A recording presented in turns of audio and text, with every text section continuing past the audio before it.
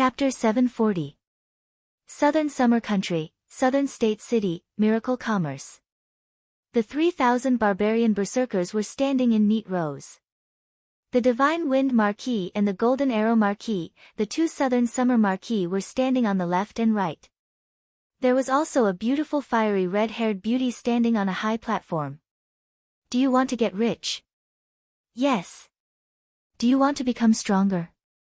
Yes. Do you want to have more wealth and power? Yes. Nangong Yun held a megaphone and shouted at the top of her lungs to interact with a large group of barbarian soldiers. The barbarian soldiers' responses were deafening and resounded through the heavens. Their 2-meter-tall bodies were clad in sturdy armor, and they held heavy weapons forged from dark steel in their hands. This was not a small price that Miracle Commerce had spent to train. This was the first Berserker heavy infantry unit. Miracle Commerce did not have any talented generals, so they invited the Golden Arrow Marquis and the Divine Wind Marquis to help train them. The two of them were veterans of the battlefield, and the Golden Arrow Marquis was famous for his training. Although half a month was not long, for this kind of special unit, they did not need to train their martial skills, their stamina, or their tactics. They just needed to instill in them the basic qualities of an obedient soldier. The 3,000 barbarians had been brainwashed and trained, now they all considered themselves members of Miracle Commerce. The barbarians were a barbarian race with a low status, how could they ever have a chance to stand out? Each berserker was the pride of their tribe and family. It was because they brought glory and generous treatment to their tribe and family that these barbarians recognized their status for the first time. Now they all wanted to go onto the battlefield and kill their enemies, earning more benefits and glory for themselves, their family, and their tribe. How strong were the 3,000 trained barbarian soldiers? The Golden Arrow Marquis and the Divine Wind Marquis could not accurately describe it. Even if they were not equipped with Miracle Commerce's advanced weapons, once these berserkers entered a berserk state, they could fight against the strongest army of the Southern Summer Country, the Earth Dragon Army. What kind of terrifying battle strength was this? If they were equipped with the advanced source energy weapons, the strength of this army would be unimaginable. The two marquises had been on the battlefield for many years, and even in the Warring Kingdom, this kind of army would be the elite of the elite. This was something that could only be created with large amounts of resources and time. Miracle Commerce had only used a month to make one. Now in the barbarian camp, there were over 10,000 barbarian soldiers preparing to become berserkers. If the Southern Summer Country had this kind of army, they wouldn't need to worry about the warhounds invading their territory. Nangong Yun was very satisfied with the results of the berserker army's training. Although these barbarians did not have the quality of elite soldiers, at least they could be trained properly. Just having this was enough. Once the berserkers entered a berserk state, their battle strength would increase by several times. Moreover, they would not feel any pain or fear. This was an army that would never collapse in morale. The materials sent back from the space warehouse had already been estimated by Miracle Commerce to be enough to make 100 source energy cannons, 500 source energy cannons, or 1,000 storm rifles. The high-level metal materials brought back from the royal treasury were only enough to make 4 source energy cannons. The remaining materials were used to make a single storm rifle. Chu Tian had not been in the Forest of Chaos for long, but he had already obtained several times the amount of materials. If they were all made into weapons, Miracle Commerce would have a qualitative leap.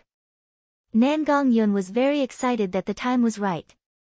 Her strength had been growing quite fast and she was now in the 8th awakened soul layer, but she was very unhappy being stuck in Southern State. She had long wanted to show off her skills in the Forest of Chaos.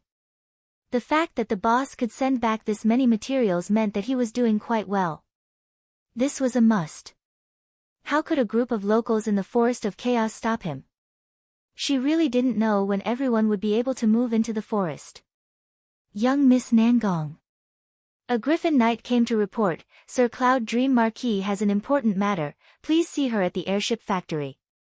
Airship factory? Why would she go there?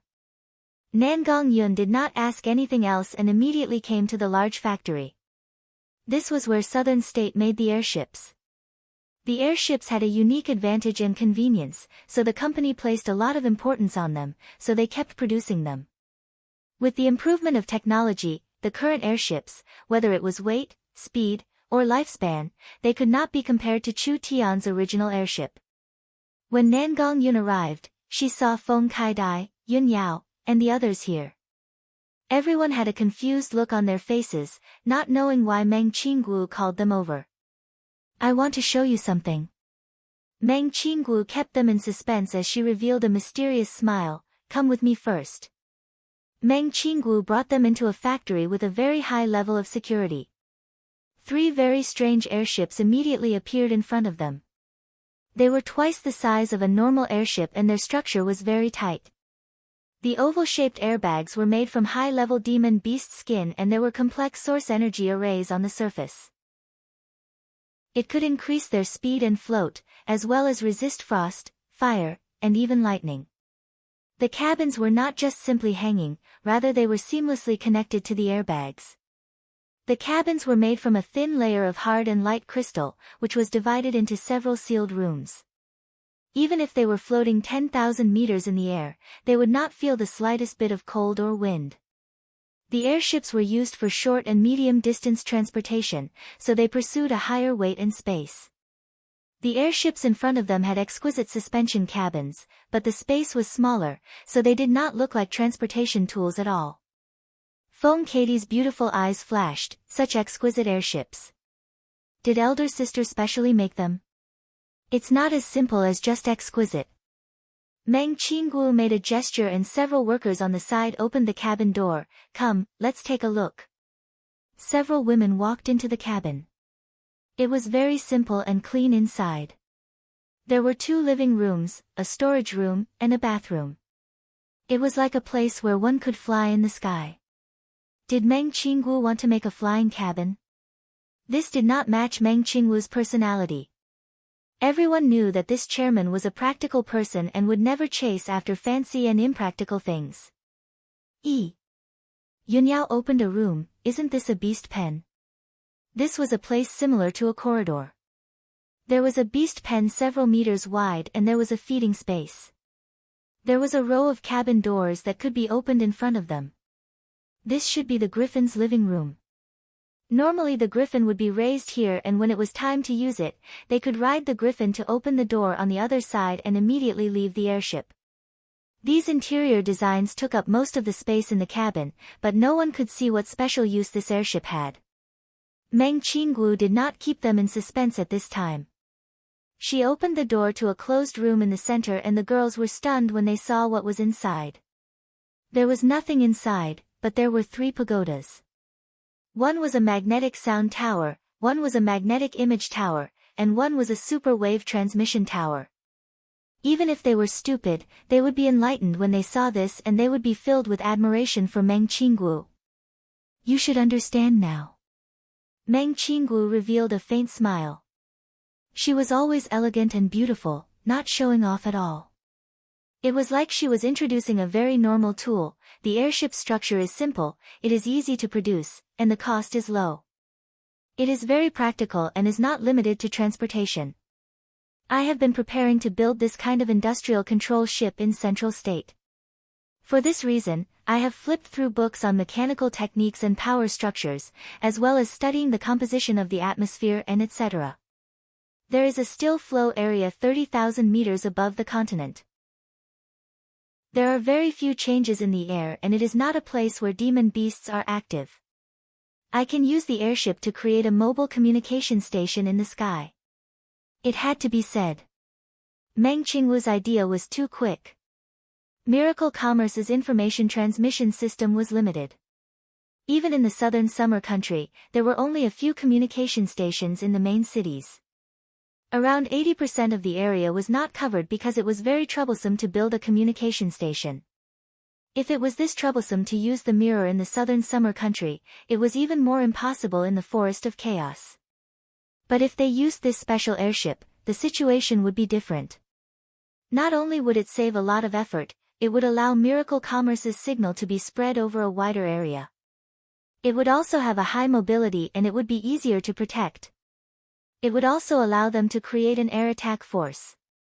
Tens of thousands of meters in the air, they could calculate the flow of the atmosphere and the enemy's position.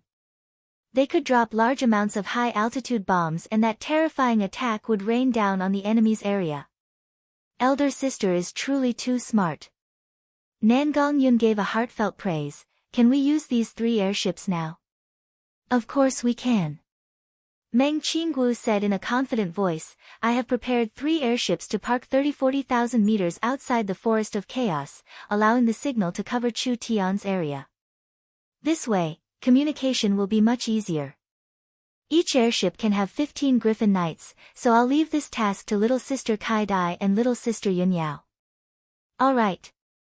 The 2 girls immediately agreed.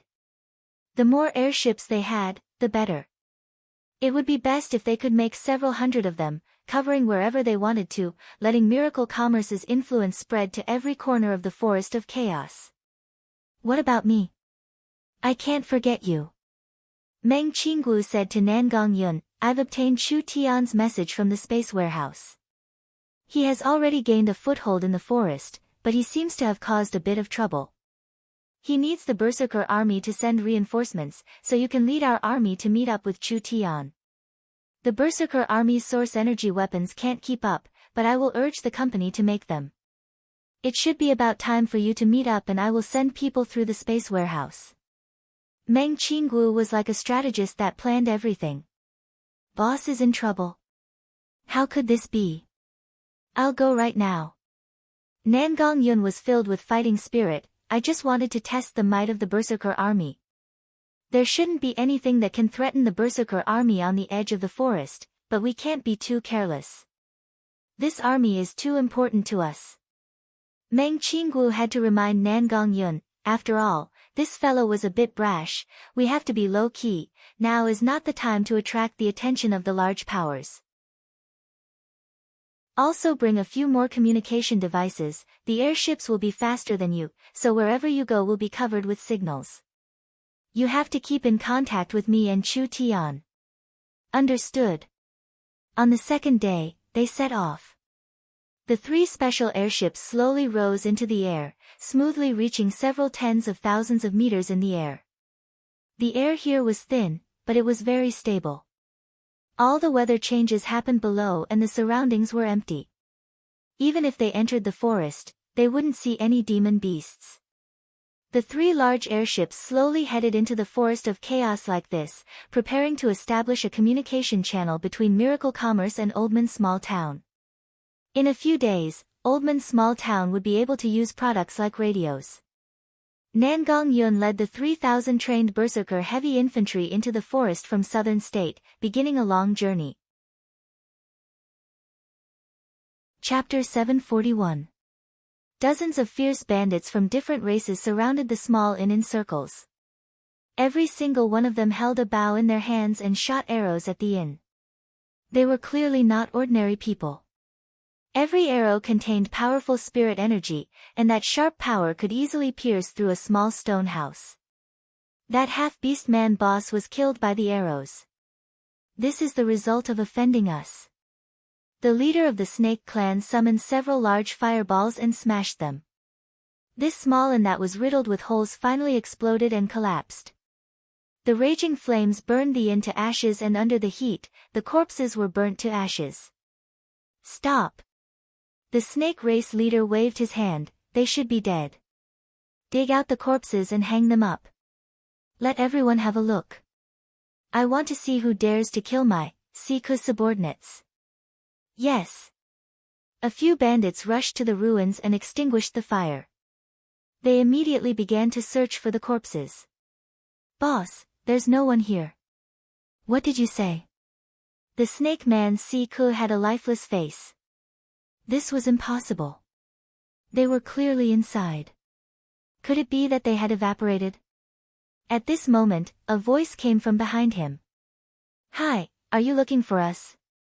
Siku turned around and 5 people appeared behind him.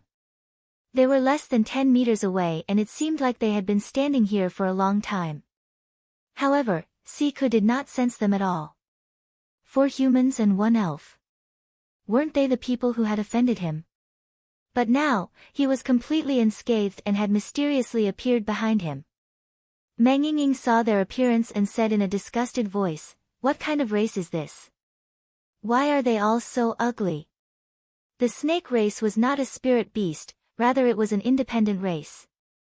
They had a snake's lower body and a human's upper body, but their skin was covered in scales. Their eyes were cold and gloomy, their voices were low and hoarse, and their tongues were forked, so they looked very ugly.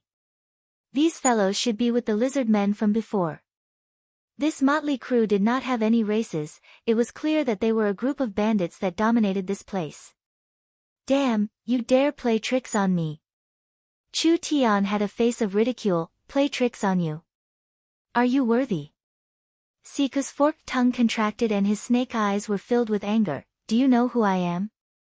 Fuck, what does it matter to me who you are?" Chu Tian impatiently waved his hand. "Truly noisy, who can make him shut up?" Chen Bingyu and Dongfang Haoren both stepped forward. Siku pulled out a trident. "You dare challenge Sir Siku with just you? Overestimating yourselves, die." Siku's 3-meter-long tail jumped up and he shot out from the ground, charging forward like a meteor. A dark green snake source spirit appeared and the surroundings were filled with a green poison mist. A poison-attributed source spirit? This attribute was indeed a bit hard to deal with. But this snake was only in the 7th awakened soul layer. Although he had reached the true soul realm and was placed in the 3 great clans, he could be considered a senior elder. He could be considered a first-class expert in the southern summer country, but meeting Chu Tian's group, he could only be considered unlucky. In the end, Chen Bingyu directly grabbed the trident. Siku revealed a sinister cold smile, seeking death. The trident released a large amount of dark green poison that instantly exploded onto Chen Bingyu's divine sense. This poison was very corrosive and could easily corrode a true soul realm cultivator's protective spirit energy. This girl dared to block this attack with her bare hands. She was no different from a dead person. Who would have thought that Chen Bingyu would not react at all? This strong corrosive poison could not corrode the starlight immortal body and it could not harm Chen Bingyu at all. Instead, Chen Bingyu released a cold energy from her body and all the poison was frozen. The cold ice spread from the trident to the snake man's body. The snake man saw that the situation was bad and immediately retreated. "Ah!" A pitiful cry rang out. Siku retreated, but with a loud crack, both of his arms broke. His arms were frozen like popsicles, and they fell to the ground together with the trident. This fellow's hands were completely crippled. Everyone was shocked. Siku was not weak, but he was easily defeated. This human girl did not even use her full strength. This meant that this human's strength far surpassed everyone's imagination. You. If you dare kill me, you will regret it." Siku retreated in fear. Dongfang Haoren's source spirit turned into a giant flaming sword. Stepping off the ground, he soared into the sky and instantly appeared in front of Siku. "Wait a minute. I am the great spider Count Cannon's subordinate." Before he could even finish, Dongfang Haoren passed by his body. That terrifying sword glow did not cut his body in half, rather it cut a large piece of flesh and blood, leaving a deep mark on the ground. "Boss is dead. Everyone, quickly run." These wild people usually bullied the people of the small village. When had they ever met such a powerful character? They were instantly scared witless. Chen Bingyu and Dongfang Haoren charged forward. There was a series of pitiful cries and begging for mercy, but in just a short few seconds, everything returned to normal. If they weren't ice shards, they had already been chopped into meat paste. In short, there was not a single person left standing. Siku is dead. Siku is dead. These bandits were clearly the tyrants of this small town. When the snake man and his subordinates were killed, the other people in the small town all revealed looks of shock. Everyone calm down, everyone calm down. Chu Tian felt good about himself and immediately raised his hands and said, "Everyone doesn't need to thank me or worship me. Eliminating evil for the people, punishing evil for the good, this is what I should do." Vivian said in a doubtful voice, Big Brother Chu Tian, they don't seem to be thanking us. How could that be? Chu Tian was a bit stunned. When his eyes swept over everyone, not only did they not shed tears of gratitude, they all revealed looks of fear. Siku has been killed. The small town is finished, this small town is finished. Damn, where did these people come from? We built this small town with great difficulty and it was destroyed by them. Let's hurry and leave. Cannon's anger is not something we can handle. These people did not have any joy, rather they felt like a disaster was about to befall them.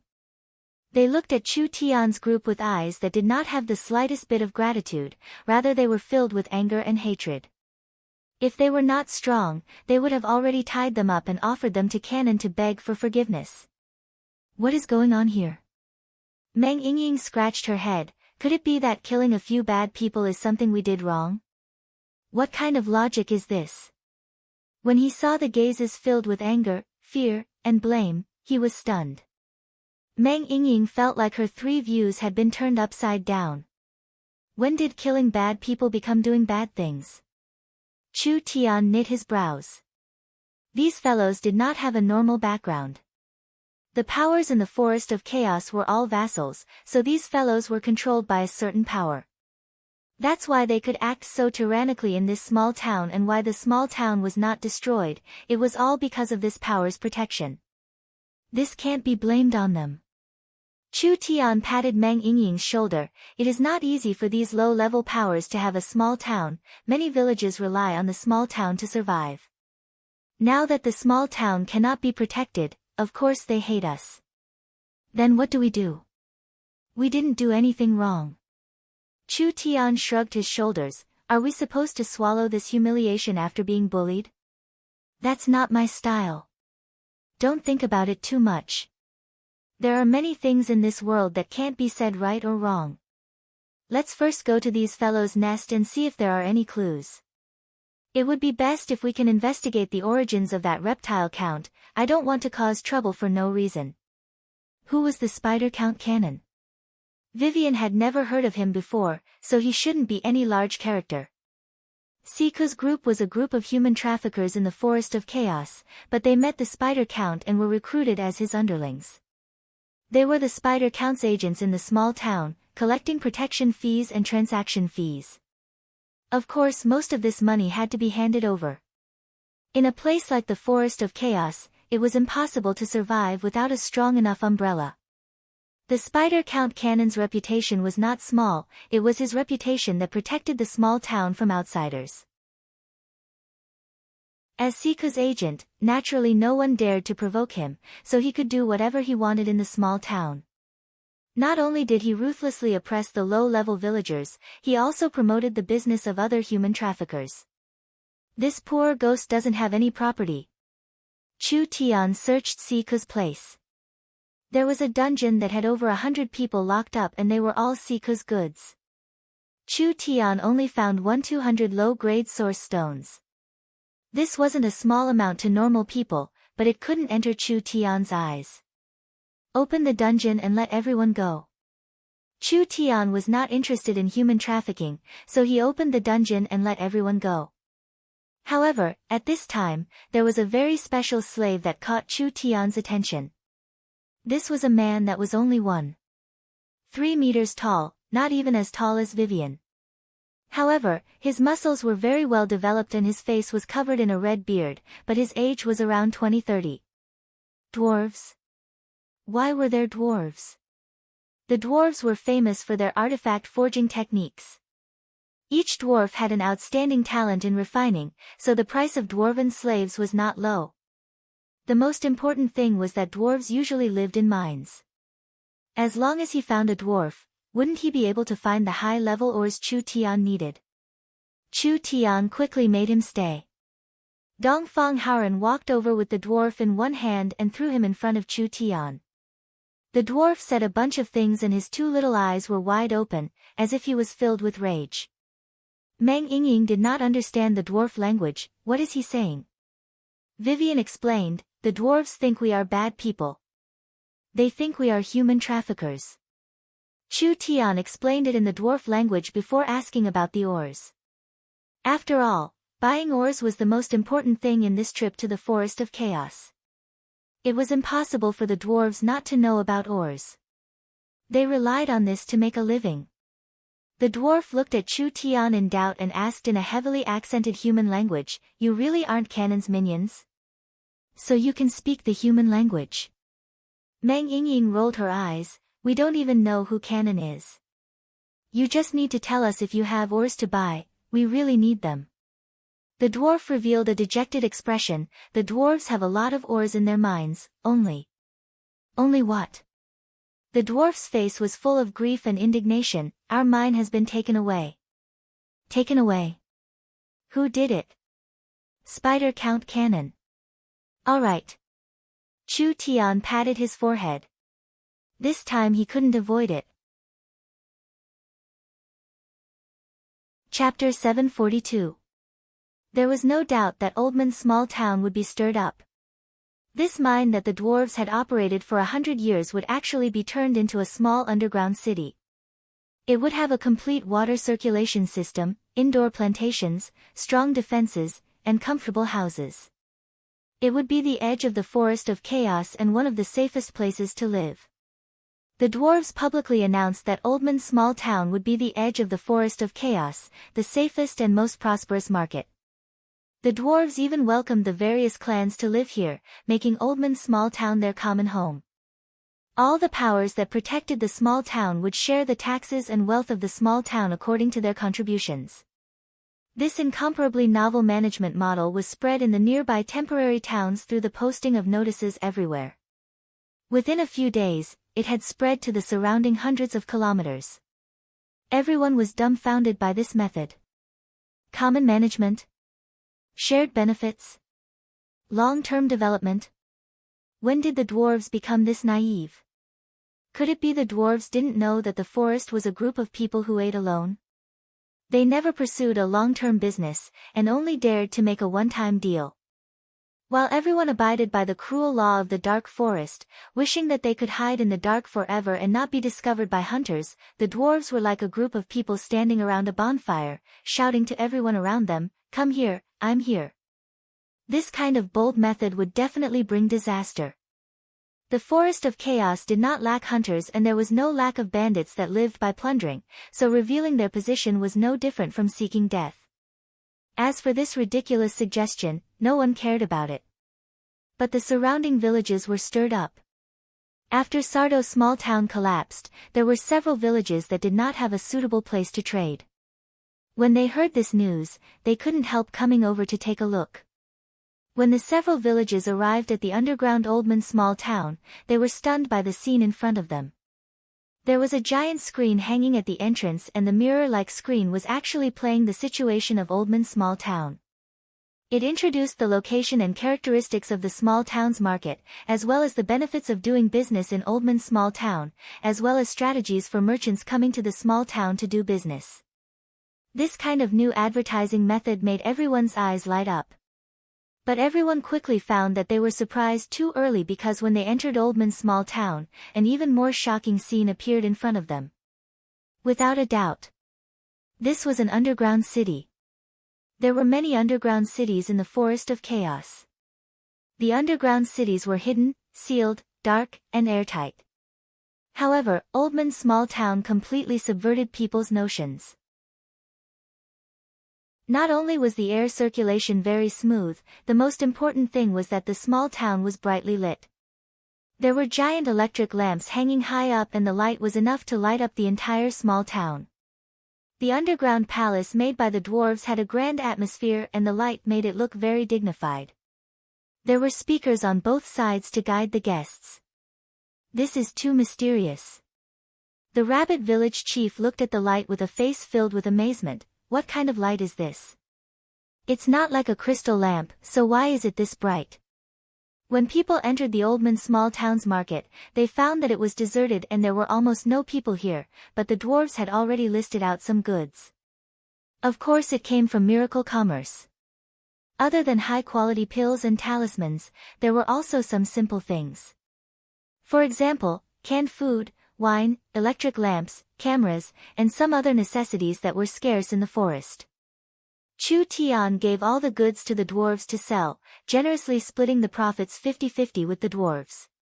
The ingredients of these things were not high level, but they were very fresh, immediately attracting the attention of the villagers. Some people bought some of these things back. As long as someone tried it, then it would be much easier.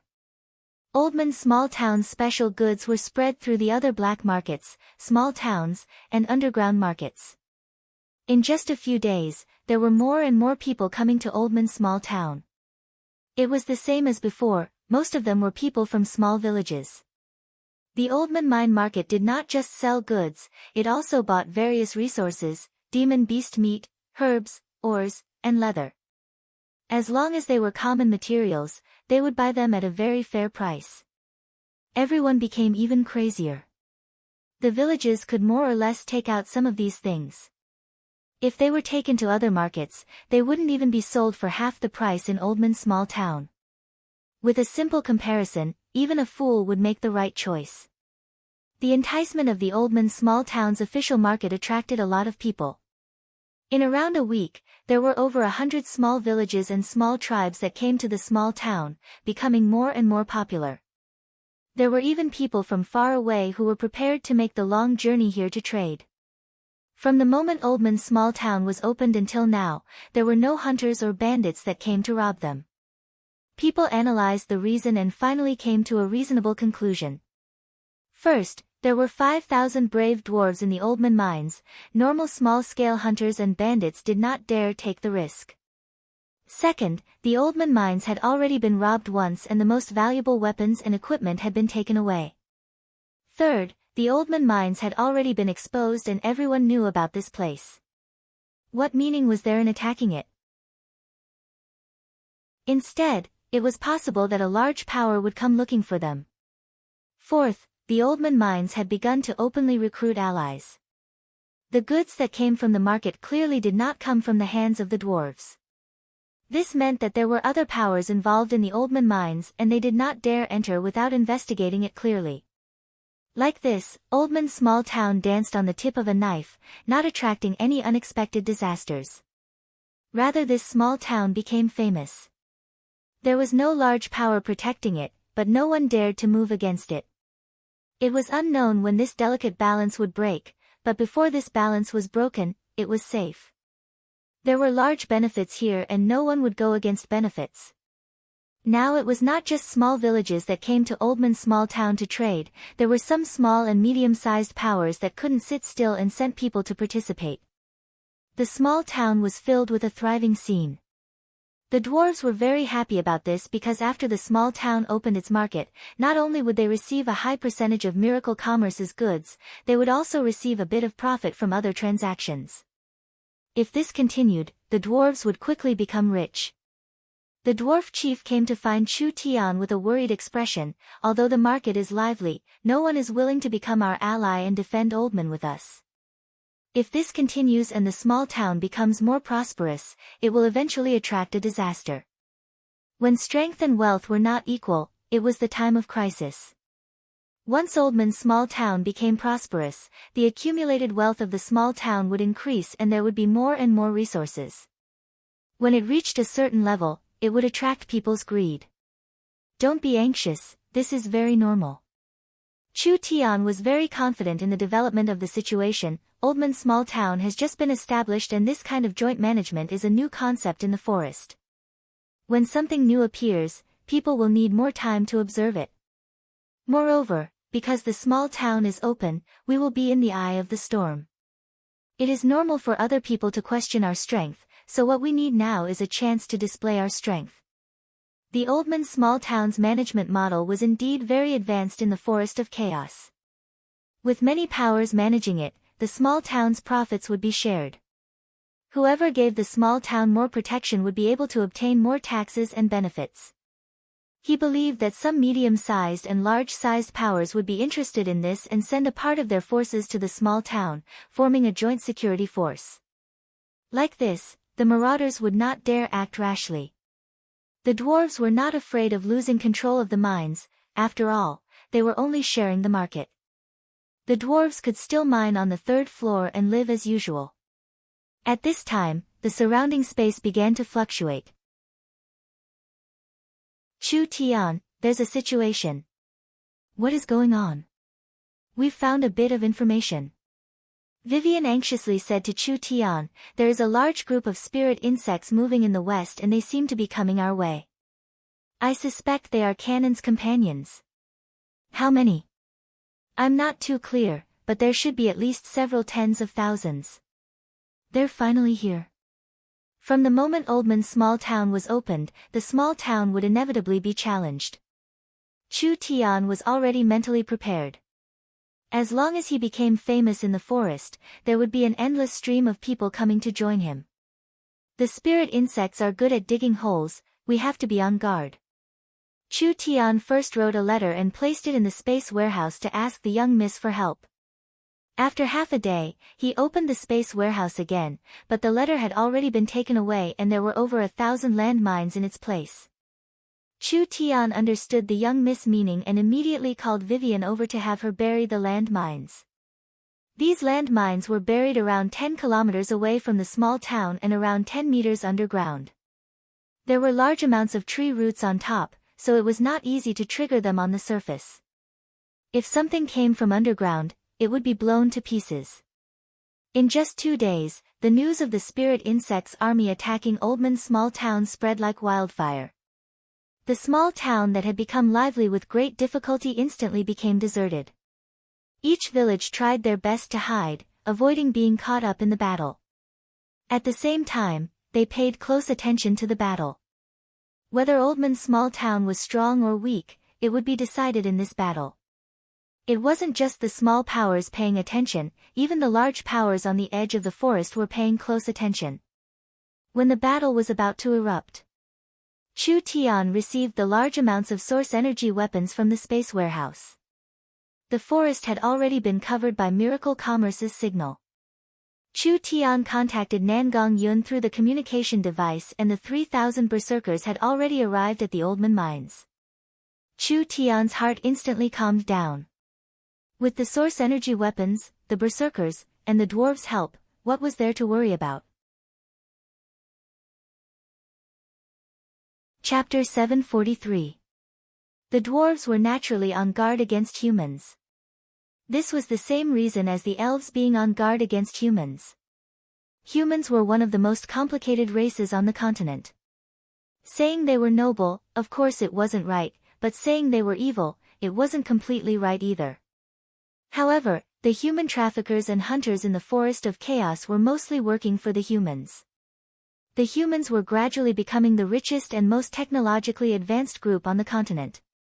Although the human race's overall strength was weaker than the spirit beasts and elves, their future potential could already be seen. The dwarves already had nothing. Being on guard was being on guard, but there was nothing to lie about, so he said everything he could. This dwarf's full name was Tino Oldman and he lived in the Oldman mines 200 kilometers away. The Oldman mines had around 50,000 dwarves at its peak and after 100 years of development, they had built a large underground palace. The dwarves were a bit similar to the dragons, having a strong hoarding and liking to collect precious things. But compared to the dragons who were greedy, the dwarves only liked mineral deposits, like precious metals, rare crystal ores, or divine weapons. Therefore, an old mine that had been operating for 100 years was no different from a treasure. This was also the source of all disasters. The dwarves followed the dark forest law, trying their best to hide themselves. However, they were different from the other races in that once the other races were exposed, they would immediately move away, but the dwarves could not give up on their mines. The Oldman mines were finally exposed, attracting countless greedy people. But the dwarves were a race of warriors. They had strong weapons and were very powerful in battle. Adding in the defense system they had built over 100 years, it was very hard for enemies to break in. In the last 10 years, they had been attacked every now and then, but the dwarves had won every time. Only the long-term battles had consumed the dwarves' population and they had shrunk to around half of their peak population. While the dwarves were feeling tired, a powerful opponent had appeared. This guy was Cannon, nicknamed the Spider Count. Cannon had hired large amounts of bandits to attack from the outside, and he had the spider army dig tunnels to launch a sneak attack from the inside. After a fierce battle, the dwarves were either dead or captured alive. The entire Oldman mines had fallen, and even those that managed to escape were powerless to reverse the situation. The dwarves' 100 years of wealth had been taken by Cannon, and over 1,000 dwarves had been sold as slaves to human countries. The entire Oldman dwarf clan was finished. Tino drank cup after cup of wine with a face filled with resentment. Vivian was filled with righteous indignation. He is just a nobody this princess has never heard of, yet he can be this arrogant. Brother dwarves, don't worry, we will help you take back the mines. Meng Yingying scratched her head, a bit not understanding. I know about spirit beasts and elves, but what are these spirit insects? From the Spider Count nickname and the dwarf's description, this fellow was without a doubt a spirit insect. The Forest of Chaos did not just have a few strong powers on the surface, there were many other powers that were hidden and unknown. The spirit insect power was like this. As for how strong they were, the elves all had their own theories, and there was no conclusion for a long time. The spirit insects were very special, living in the underground world. Most of the underground cities were ruled by various spirit insects, so in terms of influence, the spirit insects were not inferior to the elves or spirit beasts. But because the spirit insects did not like living on the surface, they rarely clashed with the elves or spirit beasts, so it was hard to estimate the other side's strength. There were some elven elders who expressed their opinions that the spirit insects hidden in the Forest of Chaos underground world were much stronger than imagined. They were one of the most mysterious powers in the Forest of Chaos, so the elves had to take precautions. But there were elven elders who thought that the spirit insects were similar to the spirit beasts. There were many different races. There were many different spirit insect races that would fight with each other, and the intensity would not be inferior to the battles on the surface. Although there were many of them, there was nothing to worry about. No matter who was right, the large amount of spirit insects in the Forest of Chaos was an indisputable fact. From Tino's description, the Spider Count Cannon was very strong. Not to mention that Cannon had at least 20-30,000 people in his hands, and they were all not weak troops. No matter how strong Chu Tian's group was, if they met a battle where the numbers were not equal, they would be exhausted to death. Once their spirit energy was exhausted, it was useless no matter how high their cultivation base was. We don't have enough people, how many dwarven soldiers are left? Although the dwarves were not smart, they still had to be careful when it came to the whereabouts of their companions. Who knew if this fellow in front of them was Cannon's plan to eliminate the remaining dwarves? If we don't even have basic trust, how can we help you? Humans, how can I trust you? Tino coldly said, would you be so kind as to help the dwarves fight? Dwarves, look. Vivian stood up and released her powerful spirit energy. A dagger filled with spatial energy appeared. If you still think I'm Cannon's subordinate, then I have nothing to say. Spirit energy strength. True spirit realm. It was a spatial attributed source spirit. True spirit realm experts were very rare, not to mention a true spirit realm expert with an innate spatial attribute. Even if Cannon had skills as high as the sky, he could not find this kind of person to work for him. Not to mention that Vivian was an elf and the elves were a trustworthy race. The dwarves have 5,000 soldiers retreat to the new mines and prepare for battle. Tino no longer hesitated as he immediately stood up and said, as long as you help the dwarves take back the Oldman mine, no matter what you want, the dwarves will agree. 5,000 people. This number was a bit small, but it was enough. This place was far from the southern summer country, so it was not convenient for Chu Tian to bring the army over, so he could only make do with it. The dwarf race was brave and good at fighting. 5,000 of them was not a weak force. The dwarves' gathering place was a new mine that had been developed for less than 2 years. From the surface, it looked like a cave, but there were several long tracks inside. There were large black iron carts on the tracks, and the smelting room had just been built, so it looked very simple. The 5,000 dwarves were hiding here, planning to take back the Oldman mine that belonged to the dwarves. Although they knew that fighting with the strength of 5,000 people was no different from sending themselves to death, the dwarves were a stubborn race, so they would give it a try no matter what. Tino brought back reinforcements at this time and the other dwarves were very surprised. An old dwarf chief was questioning their strength. After all, whether it was the humans or the elves, they were all very young. Chu Tian felt that if he wanted to negotiate with these fellows, he had to show his strength first. Yingying, come out. Chu Tian directly said to the dwarf chief, this is the one with the lowest cultivation. If the old chief can harm a single hair on her head, we will help the dwarves for free. Arrogant humans. The old chief disdainfully said, I am in the 8th awakened soul layer and the dwarves have a strong cultivation technique. Even if it was a 9th awakened soul layer cultivator, they wouldn't dare say they wouldn't be injured. Why are you this confident? This is only a bet. Chu Tian softly said, if you can't harm her, after we defeat Cannon, I want half of the wealth in the dwarves' mines. Half. Every dwarf was fuming with rage and anger. This fellow was too greedy, he actually opened his mouth and asked for half. The Oldman Mines reserves were the dwarves' 100 years of collection.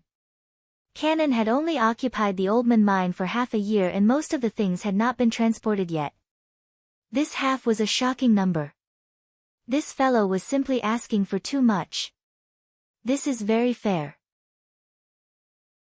Chu Tian did not think his price was high at all. Without the help of the 5 of us, not to mention half of your 5,000 people, you would only be sending yourselves to your deaths. The dwarves were famous for their stubborn tempers. How could they tolerate this kind of arrogance? A dwarf shouted, you want to take half with just the 5 of you, don't you think you're too greedy? It's not quantity, it's quality. The benefits and risks are equal. Chu Tian did not back down at all. No one knows if Cannon has a stronger power behind him, so helping the dwarves this time is also a risk for us. Alright, I'll bet with you.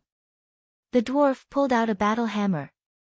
This hammer was completely black and flowing with the glow of lava, releasing a strong aura. It was clearly a soul-contracting weapon. I want to see if you can block my hammer. The might of a soul-contracting weapon was shocking. The old dwarf chief had a deep cultivation base at the 8th awakened soul layer. The most important thing was that the dwarf's cultivation technique was wild, overbearing, and powerful. Even if a 9th awakened soul layer cultivator was hit by this hammer, if they didn't die, they would still be heavily injured. Meng Yingying gave a snort and her body was covered in starlight. Come at me.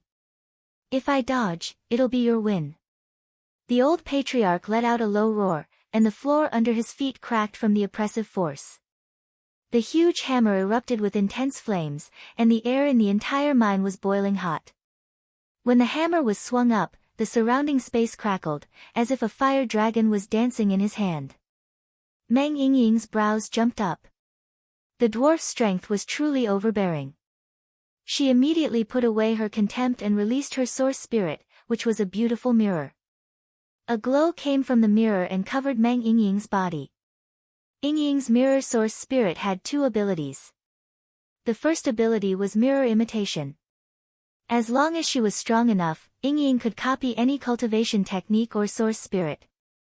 Although it was only temporary, it allowed her to have all kinds of abilities. The second ability was mirror reflection, which was a defensive ability.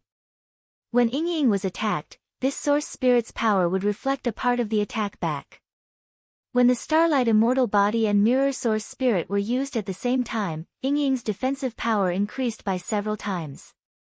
The Dwarf Chief's wild hammer slammed down on Yingying's body. With a giant explosion sound, the surrounding ground was shattered by the force. Meng Yingying only used her arms to block it and she wasn't injured at all. What? The Dwarf Chief was shocked. An earth-shattering strength was reflected back at him like a mountain. The dwarf chief spat out a mouthful of blood and was sent flying into the wall, creating a large hole in it. Chief! The other dwarves were all shocked. Meng Yingying had a proud look on her face. Although the starlight protecting her body was showing signs of cracking, it had not been broken. This old fellow was truly strong. Meng Yingying used all her strength to activate the mirror source spirit and used up half of her spirit energy to send him flying. The dwarves no longer looked down on these 5 people. If the weakest person had this kind of strength, then how strong was the strongest? Chapter 744. The spider Marquis Elvis was filled with rage. This was because his younger brother, the spider Count Cannon, had been killed by a group of lowly dwarves. They were all descendants of the spider queen Alexis. Alexis was one of the oldest spirit insects in the Forest of Chaos, and her descendants were spread throughout the Forest of Chaos. Although they had their own influences, Cannon was Elvis's younger brother from the same father, so they had a close relationship. These damn dwarves actually dared to kill his younger brother. This was simply a provocation to Queen Alexis. Exterminate them. Suck their blood dry. Kill all of them. Elvis found the last 2 brothers with the title of Count and gathered the spider people on the edge of the forest. There was a total of 60,000 people, 10 times the number of dwarves. With these 3 powerful spider nobles leading the way, the trivial several thousand dwarves were just small fish and meat waiting to be sacrificed on the altar. The spider army charged into the valley where Oldman's small town was. The dwarves' mines are in front of us. Should we directly attack them? They were only 20-30 kilometers from Oldman's small town. With the spider army's speed, they could charge in and attack in one breath. The dwarves' mines are very strong. Send 30,000 people to dig into the ground, and the other 30,000 people will attack from the outside with me. Immediately move. Elvis passed down his orders. The spider people began to dig into the ground. The spider people had a special body structure and cultivated earth-attributed cultivation techniques, so they could easily dig into the ground and even move through the ground. Attack! Seeing that half of the army had entered the ground, Elvis did not plan on scouting because it was just a trivial 5,000 dwarves. There was nothing to scout. They would just charge forward and tear them to pieces. However, just as Elvis gave his order, a girl's figure appeared in front of the spider army. This girl was wearing tree clothes and a flower crown. Her feet were bare, and she was petite and beautiful. She stood in front of the spider army, blocking their path. Elf? Where did this elf come from? Elvis stood in front of the army. When he saw the elf suddenly appear, he was a bit stunned before angrily shouting, "Who are you?" Vivian was too lazy to bother with him as she walked step by step towards the tens of thousands of spider army. Her steps seemed slow, but they were actually very fast.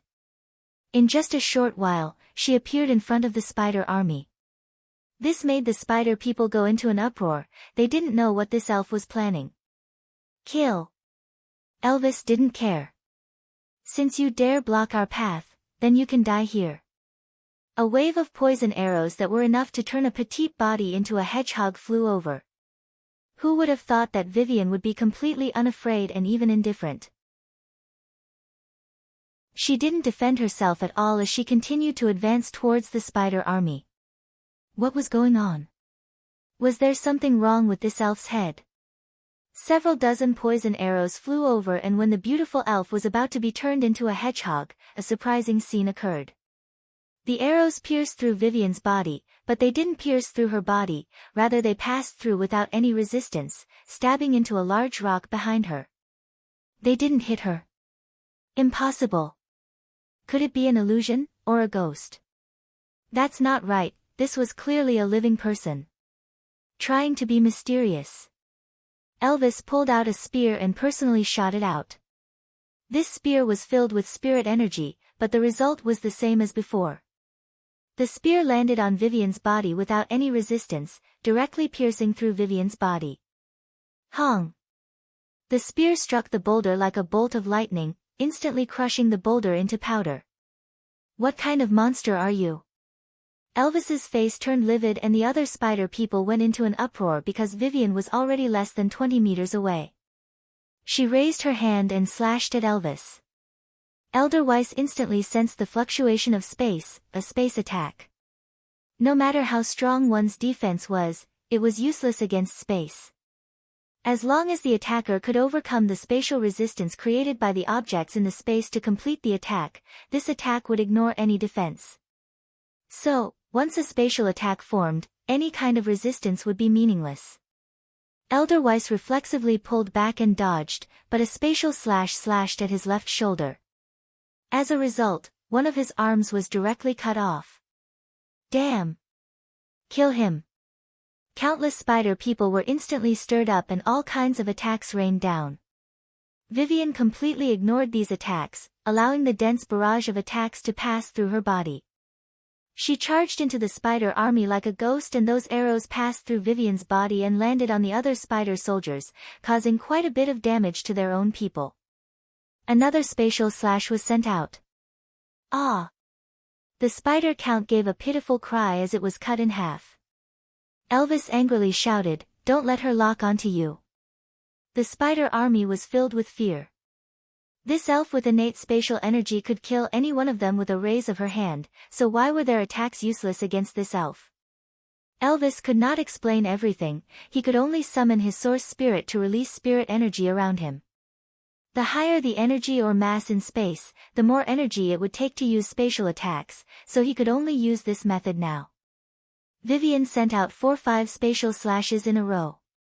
Elvis covered his body with strong spirit energy. Although he could not resist spatial attacks with his strength, it was a bit strenuous for Vivian to use spatial energy. So, the spatial slashes were not fast enough and Elvis dodged them each time. She didn't have much spirit energy left. Vivian knit her brows. She gave up on Elvis and immediately raised her hands. The spatial dagger source spirit appeared above her head and she aimed at another spider count. Random spatial slashes. The spider count also released his spirit energy to stop the spatial attacks, but his strength was much lower than Elvis's, so Vivian could quickly finish her attacks. She instantly sent out 7-8 spatial slashes that he could not dodge at all. No! Elvis's eyes filled with rage. The last little brother had been cut to pieces. Vivian was a bit tired and her spirit energy was almost out. If the void escaping effect disappeared, she would be in great danger. Since she had already done enough, she would leave the rest to everyone else. She cut open a spatial rift and left. The entire attack lasted for less than 2 minutes. The mysterious elf was like a ghost that appeared in the middle of the army of tens of thousands. She ignored the dense and wild attacks and cut off one of Elvis's arms. She also killed 2 spider counts that were not weak and swaggered away. Not a single hair was harmed in the entire process. The spider army felt their hairs stand on end. Hung, hung, hung.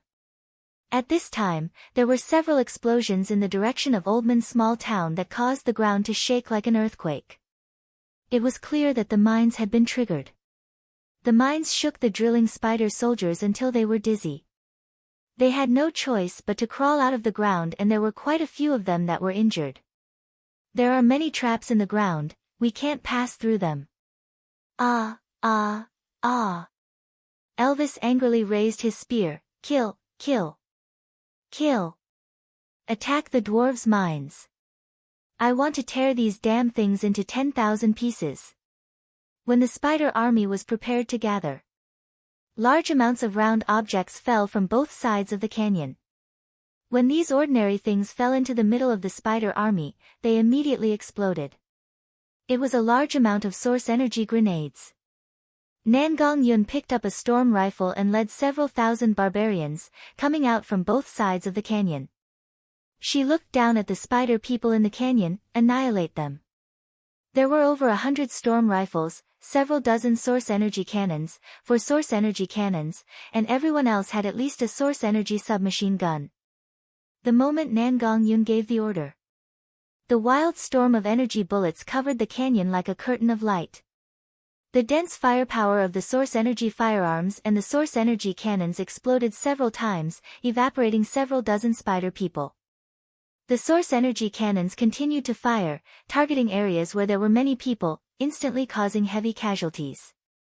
The spider army began to wildly scatter because this was no longer a battle, but rather a bloody massacre. With this kind of intense and dense attack, they had no way of fighting back. Activate the Berserk transformation. Nangong Yun saw that the bullets were almost used up and immediately used the loudspeaker to loudly order, "This is your chance to gain merit. Let them see the might of a berserker." Roar, roar, roar. The 3,000 barbarians let out inhuman roars of rage. They put down the burning guns in their hands and their bodies turned red. Their meridians were like centipedes twisting under their skin and their eyes could no longer be seen, only leaving behind a wild scarlet color. Kill. The 3,000 barbarians held the incomparably heavy profound iron weapons and jumped down from both sides of the canyon. There was no formation or tactics, they were like meteors falling from the sky. They only had one goal in their minds: kill the enemy and gain merit. The barbarian berserker swung his battle axe at a spider race soldier. That terrifying strength shattered the other side's armor and weapon, instantly collapsing a large part of the mountain. That spider race soldier had already turned into a pile of bones, flesh, organs, and armor that had been crushed into a ball. There was no fancy cultivation technique, it was pure strength, a strength that was not decorated at all. The barbarian berserkers released their strength to the limit. As long as the spider race soldiers were swept by their weapons, even if it was just a little bit, they would be smashed to pieces. The barbarian berserkers' thick profound iron armor was hard for the spider race soldiers to break. Moreover, they had lost their sense of pain and fear, only having rage and killing intent left. They were simply a group of human meat grinders that could not be stopped. Although there weren't many berserkers, their battle strength was overwhelming. The spider race army was considered a peak elite army in the kingdom, but in front of the berserkers, they were like paper, not having any ability to resist at all. Kill. The Oldman's small town gates were pushed open and 5,000 dwarves charged out. They were completely stunned by the scene in front of them. The entire valley was filled with blood and there were broken corpses all over the ground. There was not a single complete body to be found. Several thousand soldiers covered in blood, brains, and other viscous things slowly walked out, just like demons crawling out of hell. The dwarves were completely stunned. Were these outsiders demons? Chapter 745. 5,000 dwarves were neatly standing in the main hall. Chu Tian sat high up and looked over, but he couldn't even tell if they were male or female, old or young. This was because the dwarves were all tall and had the same appearance. They had rich hair and their faces were covered in beards, which was the symbol of the dwarves. Even if they were male or female, they were the same. Other than that, they were less than 1 centimeters tall, but they grew horizontally, forming a triangle of muscles. Kill cannon. Kill cannon. Take back the Oldman mines. Take back the Oldman mines. The dwarves had already put on their armor and raised their weapons as they shouted a few words. Following this, all the wine and meat in the warehouse were brought out, letting the dwarves eat and drink to their heart's content. They were prepared to burn their boats and fight to the death. The dwarves were not a race that was easy to get along with. Not only did they have a fiery temper, they were also very stubborn. Once the dwarves decided on something, even the Heavenly Emperor would find it hard to change it. So once the dwarves held a grudge, it would be a lifelong grudge. Actually, anyone with a bit of a brain could understand that the Oldman mines could not stay any longer. Even if the dwarves took back the mines, they would not have the power to defend it. This 100-year-old mine was destined to not belong to the dwarves. How could these several thousand people defend their homeland?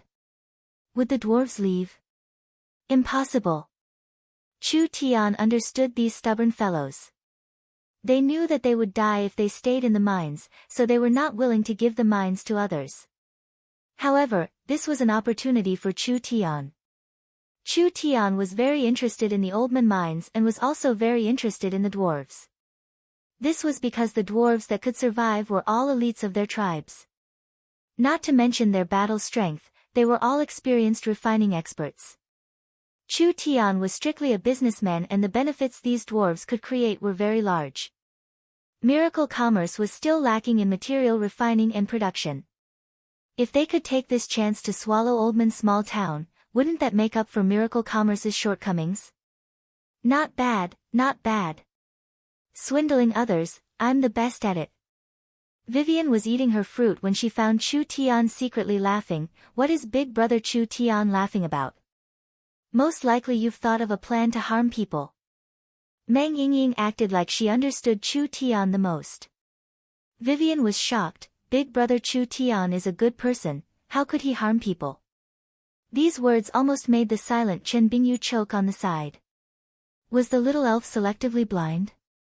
Not to mention far away, Chu Tian had destroyed the barbarians' homeland without leaving any leeway.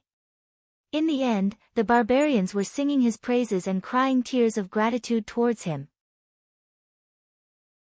In the future, they would have to fight for him. Speaking of this, these barbarians had been miserably cheated. Dong, dong, dong. The dwarves beat the war drums.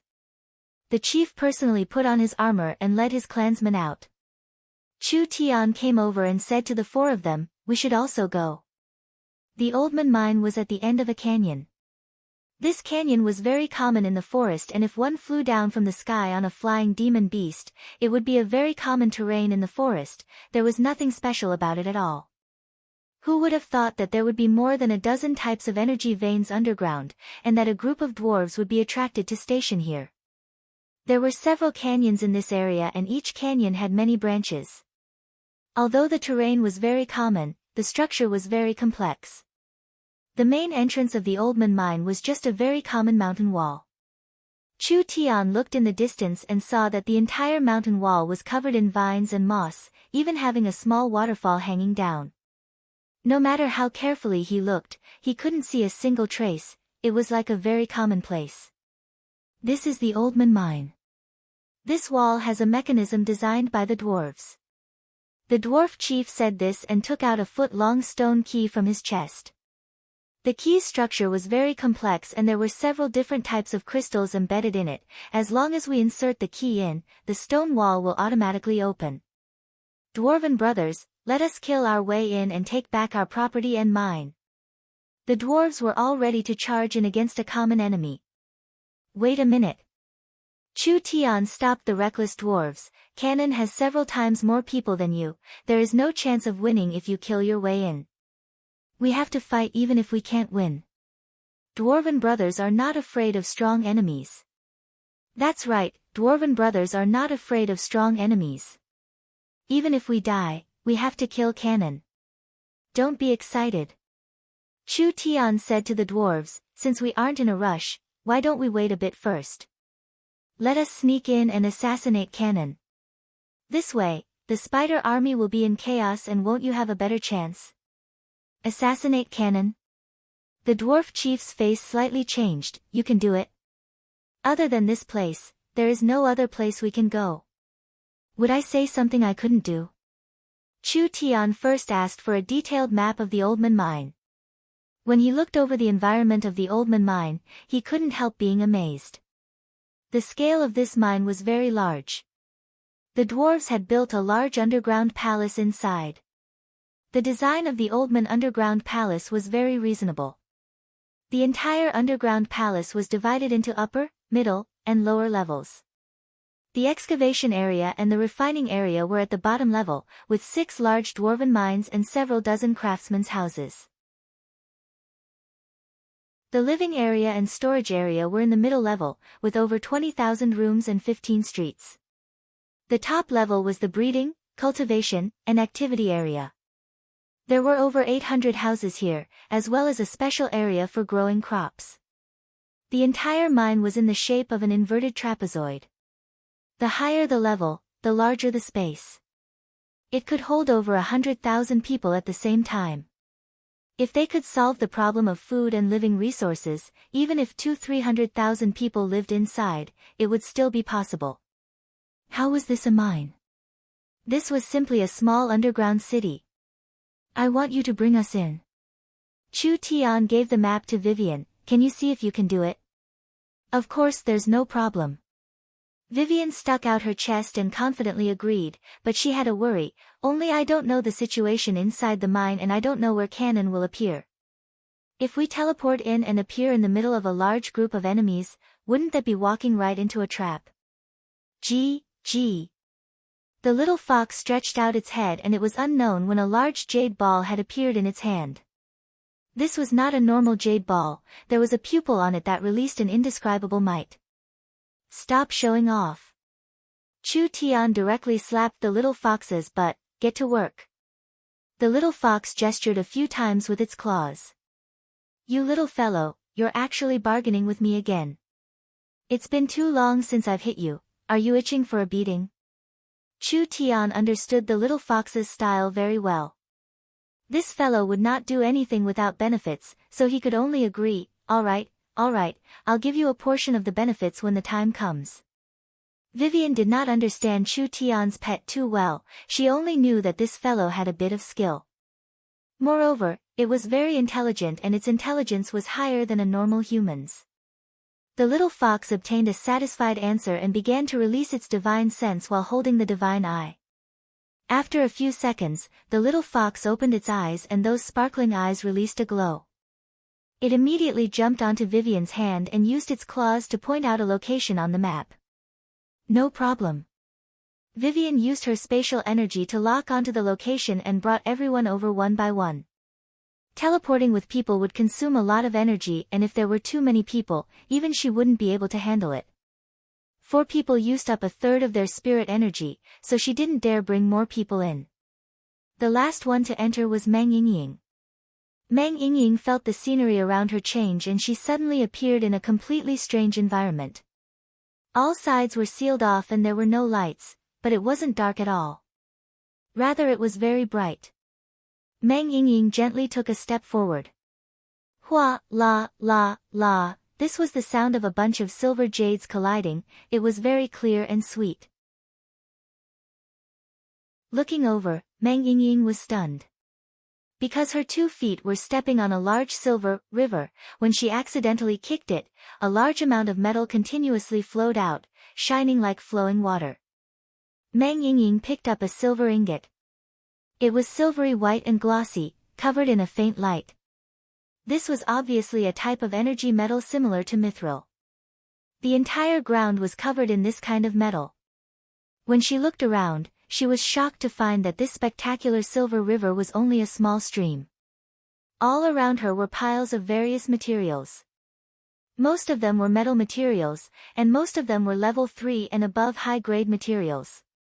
This is too much. Meng Yingying excitedly said to Chu Tian, this is exactly what miracle commerce is lacking. If we divide up these materials, we can immediately make weapons. There were so many high-grade metal materials here. How many storm rifles and source energy cannons could they become? Miracle Commerce's technology and technology would all experience a great leap forward. Come back here for me. Chu Tian grabbed the little fox's tail and pulled it out from the pile of treasures. You little fellow, I finally understand why you chose this place. The little fox's mouth was filled with gold essence and it swallowed it all into its stomach. Then it turned into a gray fog. Chu Tian felt his hands become empty as the little fox jumped several meters away. With a speed visible to the naked eye, the little fox swallowed the entire mountain of gold. Little fox, why are you so disobedient? Meng Yingying was a bit puzzled, this is all metal, can you digest it after swallowing it? The little fox looked at Meng Yingying with disdain. You can even ask such a stupid question. This fox doesn't need this scrap metal, but master needs it. Then this fox will first store a portion in my stomach and wait for a good price. When the time comes, I'll be able to ruthlessly slaughter master. This bastard would tear the roof tiles if he wasn't beaten for 3 days. This damned fox really needs to be taught a good lesson. How could this little fox be caught that easily? Chu Tian was brought everywhere by it, but he couldn't catch it at all. The treasure room's doors suddenly opened. What's going on? Why is there a sound coming from inside? A few strange sapient species walked into the storage room. They looked like a mix of humans and spiders.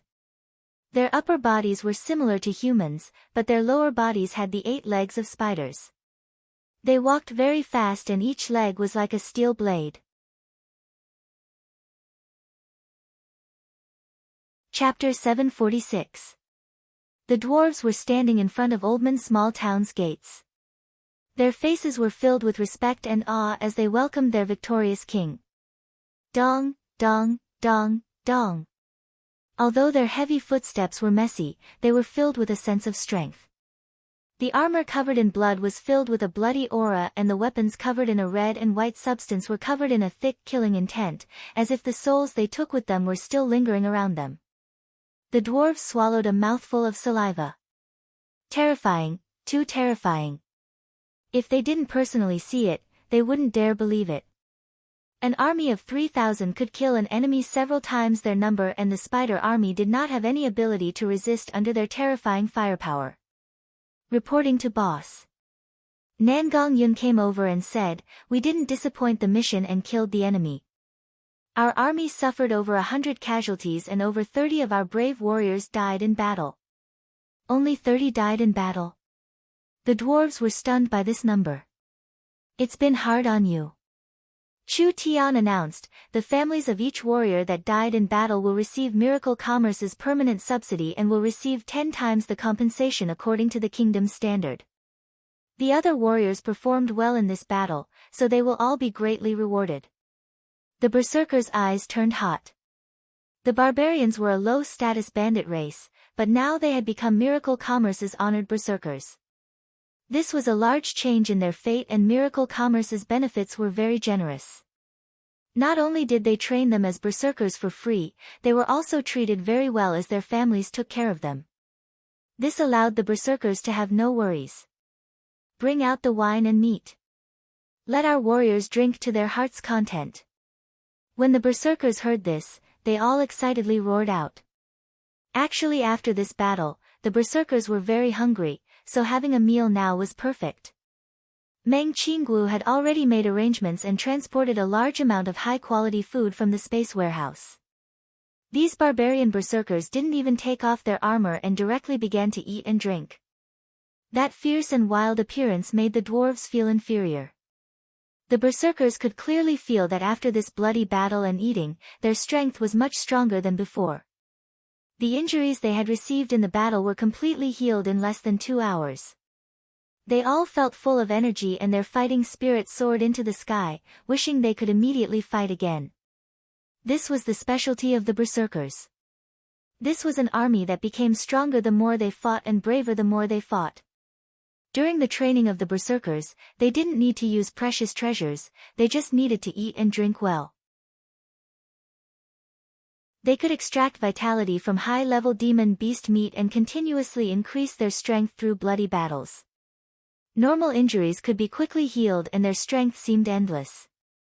As long as they had enough food, they could fight for 10 days and 10 nights without rest. Once the berserkers entered the berserk state, with an axe or hammer, even an awakened soul cultivator would be smashed to death. If they were equipped with Miracle Commerce's source energy weapons, they would simply be invincible. The only fly in the ointment was that the berserkers were too violent. This caused the battlefield after the battle to be like several tens of thousands of tomatoes being crushed. It was hard to find a complete corpse and they were all a mixture of armor and flesh. So, it was very difficult to determine if the important targets had been killed or not. Going against humanity. Going against humanity. Chu Tian was too lazy to care about this. He ordered Dongfang Haoran, burn them all.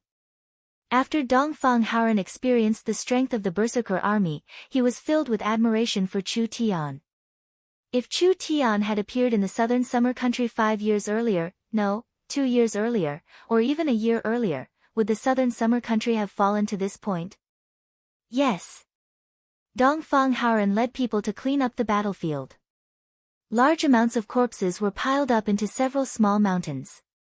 Finally at dusk, a fire was lit and they were instantly turned to ashes. Black smoke slowly filled the forest. This was the smell of death.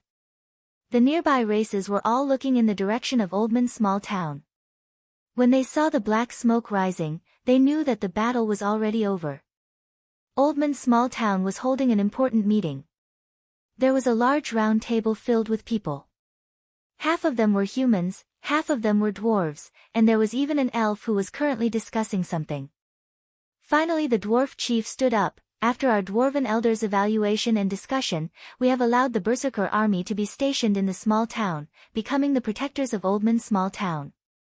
Their battle strength is over 75% of the small town's battle strength, so Mr. Chu Tian has at least 75% of the small town's ownership. The other dwarves nodded to each other. This was a conclusion that everyone was satisfied with. Actually, the barbarian Berserker army was over 75% of the small town's battle strength?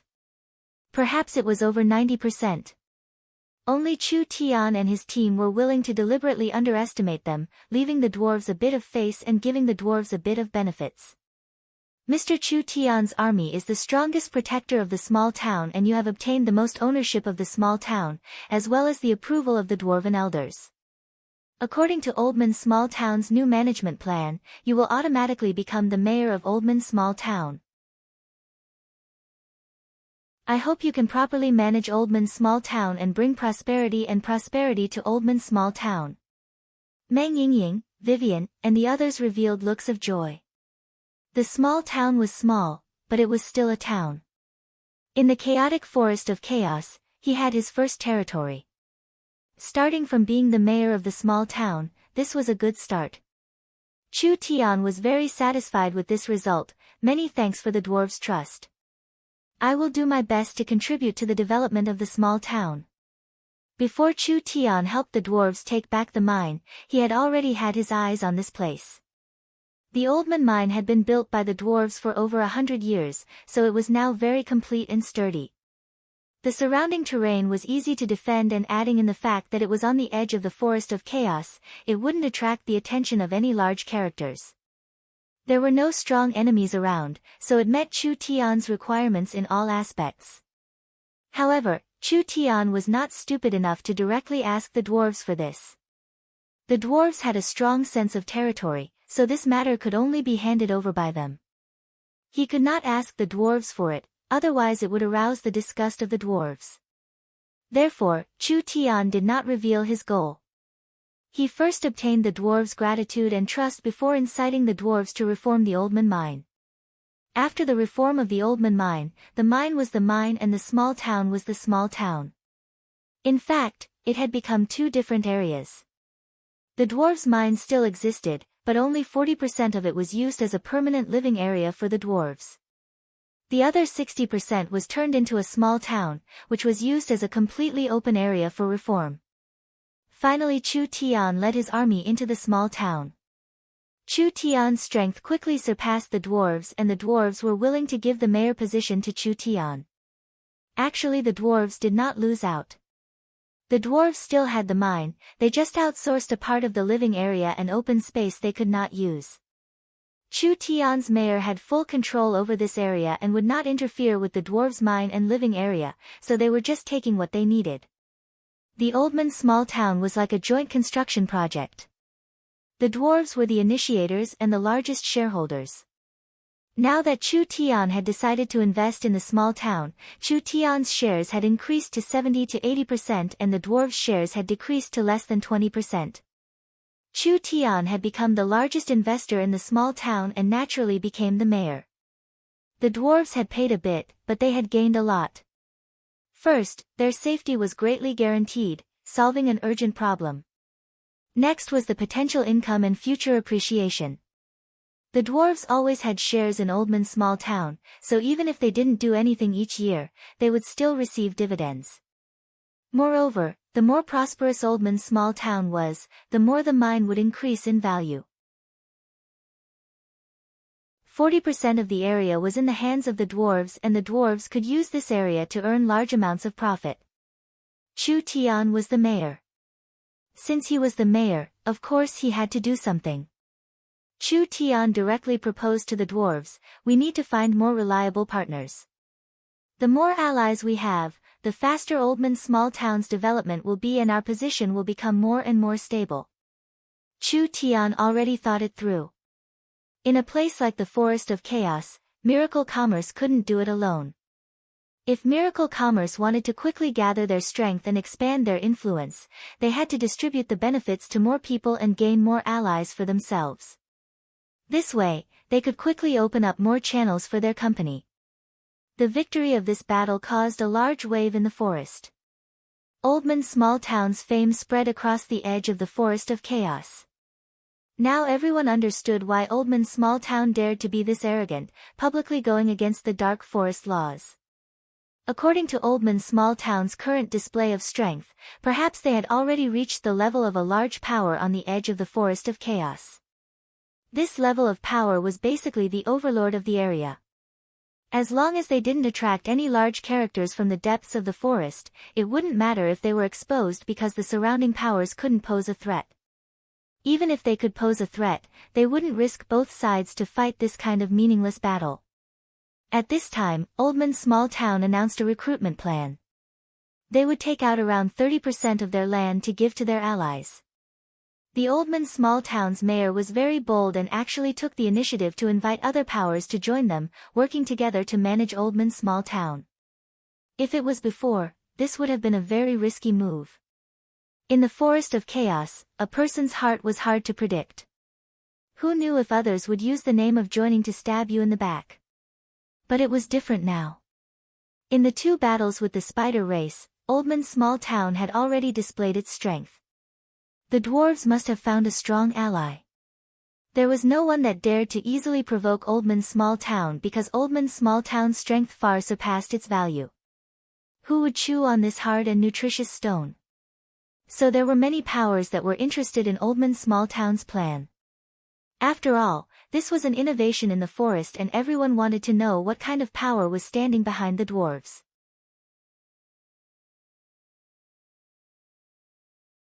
Chapter 747. The spider people were half human and half spider, but one shouldn't think that their upper bodies were exactly the same as humans. In fact, even if the spider people ignored their lower bodies and compared their human-like upper bodies, they were still two completely different races from humans. First, they didn't have mouths and only had mouthparts similar to arthropods. Two poisonous pincers came out of their mouths, making them look very fierce. The spider people also had insect compound eyes, with a total of 4. Their hair was ash gray and was rather sparse. It could be imagined just how ugly they were just by describing this. Of course, ugly was relative. After all, judging beauty with a human sense of beauty was a very narrow matter. Weren't humans ugly in the eyes of the spirit insects? Spider people. When the little fox's divine sense entered the palace, almost all the spider's silk began to tremble. This tremble went along the pillars and the ground, finally being caught by the sensor on Cannon's leg. Who? Cannon stood up from the countless treasures and his ugly spirit insect face was filled with vigilance, divine sense. Someone is using their divine sense to investigate this place. There's a mouse that has snuck in. When he heard the leader's voice. In an instant, several hundred elite spider race warriors charged in. Search! Cannon angrily roared, it should be nearby. Have everyone gather here, we have to find the mouse for me. Almost in an instant, thousands of spider race people began to move. With their extremely keen senses and speed, they quickly searched around the hall for the intruder. The little fox put away its eyeball and quickly gestured a few times to Chu Tian. Vivian asked, have you found it? We've found it, but it's a bit bad. We've already been discovered. What? How did they find us? Chu Tian never thought that the spider people would have this kind of special ability. Not only could their spider silk sense normal vibrations and energy changes, they could even sense divine sense scanning. This was very rare. Cannon has gathered his army, it's impossible to sneak attack. The entire mine is filled with spider people searching, once they find our location, we won't be able to complete our mission. Everyone's faces sunk a bit. Although the 5 of them were very strong, they couldn't resist the attacks of tens of thousands of people. Not to mention that from the dwarf's description, Cannon himself was a true spirit realm expert. They thought that with Vivian's spatial abilities, this assassination would be very easy, but who would have thought that this kind of accident would occur? It seemed like they had underestimated these insects. Meng Yingying nervously asked, "What do we do? This matter is a bit troublesome, but there's no need to worry." Chu Tian maintained his calm. There was nothing to be afraid of. The little fox can release its divine sense through the divine eye, directly scanning any spatial location. This is different from radiating divine sense from a person's divine sense. Cannon's search will be fruitless, so his people will spread to other areas. When the number of troops decreases, we'll make our move at that time. All right. It was just like Chu Tian's speculation. Cannon thought that the intruder was nearby or even in the palace, so he gathered several thousand people to search every corner, not letting go of a single corner. The spider people had a strong perception, and with this many people searching, even if the other side had a powerful concealment technique, they would not be able to hide. However, no matter how the spider people searched, they could not find the other side. This made Cannon a bit uneasy. Could it be that the other side had already escaped the moment they were discovered? This place was heavily guarded both inside and outside. If they could escape from this kind of defense, they would not be ordinary people. Humph, sly mice.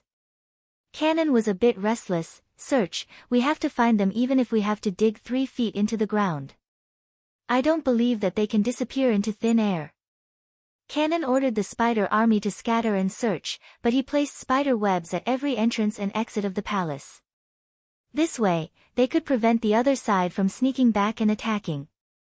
No matter how skilled they were in stealth, they couldn't just pass through walls, right? Even if they passed through walls, the slightest change in energy would be detected by the spider silk. Not to mention that Cannon was very cautious. On one hand, he sent people to search, on the other hand, he left 200 elites by his side. This was enough to deal with any sudden situations. Cannon could not understand, why would someone run in here? While he was feeling confused, the spider silk around him began to tremble again. This time it was not a divine sense scan, but rather a strong energy fluctuation. An incomparably sharp energy directly repelled all the other energies in this space and forcefully tore open the space. This is bad. Spatial energy. Cannon turned pale with fright. Be careful, there's an assassin. Vivian tore open a spatial passage and a few people charged out. More than 100 spider bodyguards surrounded Cannon. Vivian raised her sword and sent out a spatial slash. A dozen bodyguards were sliced in half at the waist. This kind of spatial attack could not be defended against at all. This was because a slash formed from spatial distortions was an attack on the spatial level. No matter how dense or sturdy a material was, it could not resist this kind of tearing. Cannon quickly released his spirit energy, attempting to use his energy to disturb the surrounding space and lower the success rate of the spatial attack. He loudly shouted, "Kill them!" The spider bodyguards bravely raised their weapons and charged forward. Chen Bingyu and Dongfang Haoren charged out from the left and right, instantly sending several dozen spider bodyguards flying. Cannon felt that something was wrong. These people were very strong and the bodyguards could not stop them, so he had to call for more troops. He released some energy into several strands of spider silk and the energy was immediately sent to all parts of the spider silk. Almost every spider person received this urgent message and immediately rushed towards the main hall. The sound of the spider army charging over could be heard all around them. In at most 10 seconds, this place would be surrounded. Meng Yingying quickly shouted, "Vivian, quickly kill him." Vivian sent out a spatial slash. Cannon's energy had already filled the surroundings. Although his cultivation couldn't stop the spatial attack from forming, he could still slow down the speed of the spatial slash. Cannon pulled back in time and dodged the attack, but one of his legs was still cut off. Consider yourself lucky. Vivian gave a snort and began to condense more spirit energy. Cannon was a true spirit expert, but he was only in the first true spirit layer. This elf with spatial energy was at least in the third true spirit layer, so she was definitely not his match. She had to quickly run. Pooh! Cannon spat out a large cloud of poison mist and was about to run away. Flame Demon Transformation. Chu Tian turned into the Flame Demon transformation and entered his second state. Like a sharp meteor, he chased after Cannon and slashed out with a flaming sword. Seeking death. Cannon could feel Chu Tian's aura. This person's cultivation was around the 8th awakened soul layer. Even if he used a strange secret technique and was not weaker than a peak 9th awakened soul layer expert, trying to block a true spirit cultivator was still overestimating himself. He casually sent out a spear. Who would have thought that when Chu Tian sent out a full-strength slash, he would release the demon god's sword source spirit. This source spirit that was close to the god level immediately increased the might of the sword glow by several times. Dang! A crack appeared on Chu Tian's starlight barrier and he was sent flying several meters. Cannon only took a step back, but he revealed a look of disbelief. Although it was true that Cannon had the upper hand, with his trivial awakened soul realm strength, forcing back a true spirit cultivator, this was an impossible matter. After Chu Tian's cultivation base increased, this was the first time he made a move, so he was satisfied. Cannon's cultivation base was only a bit weaker than Malam's. Being able to fight this kind of opponent without being injured, this was enough to make Chu Tian in the 8th awakened soul layer feel proud. This did not mean that Chu Tian had a chance of winning. Actually, without using the power of his main source spirit, Chu Tian could not last more than 10 rounds. But this was not important. Chu Tian did not need to personally fight him, it was enough as long as he stopped Cannon. Vivian's explosive power turned into a dozen spatial slashes that descended at the same time. No!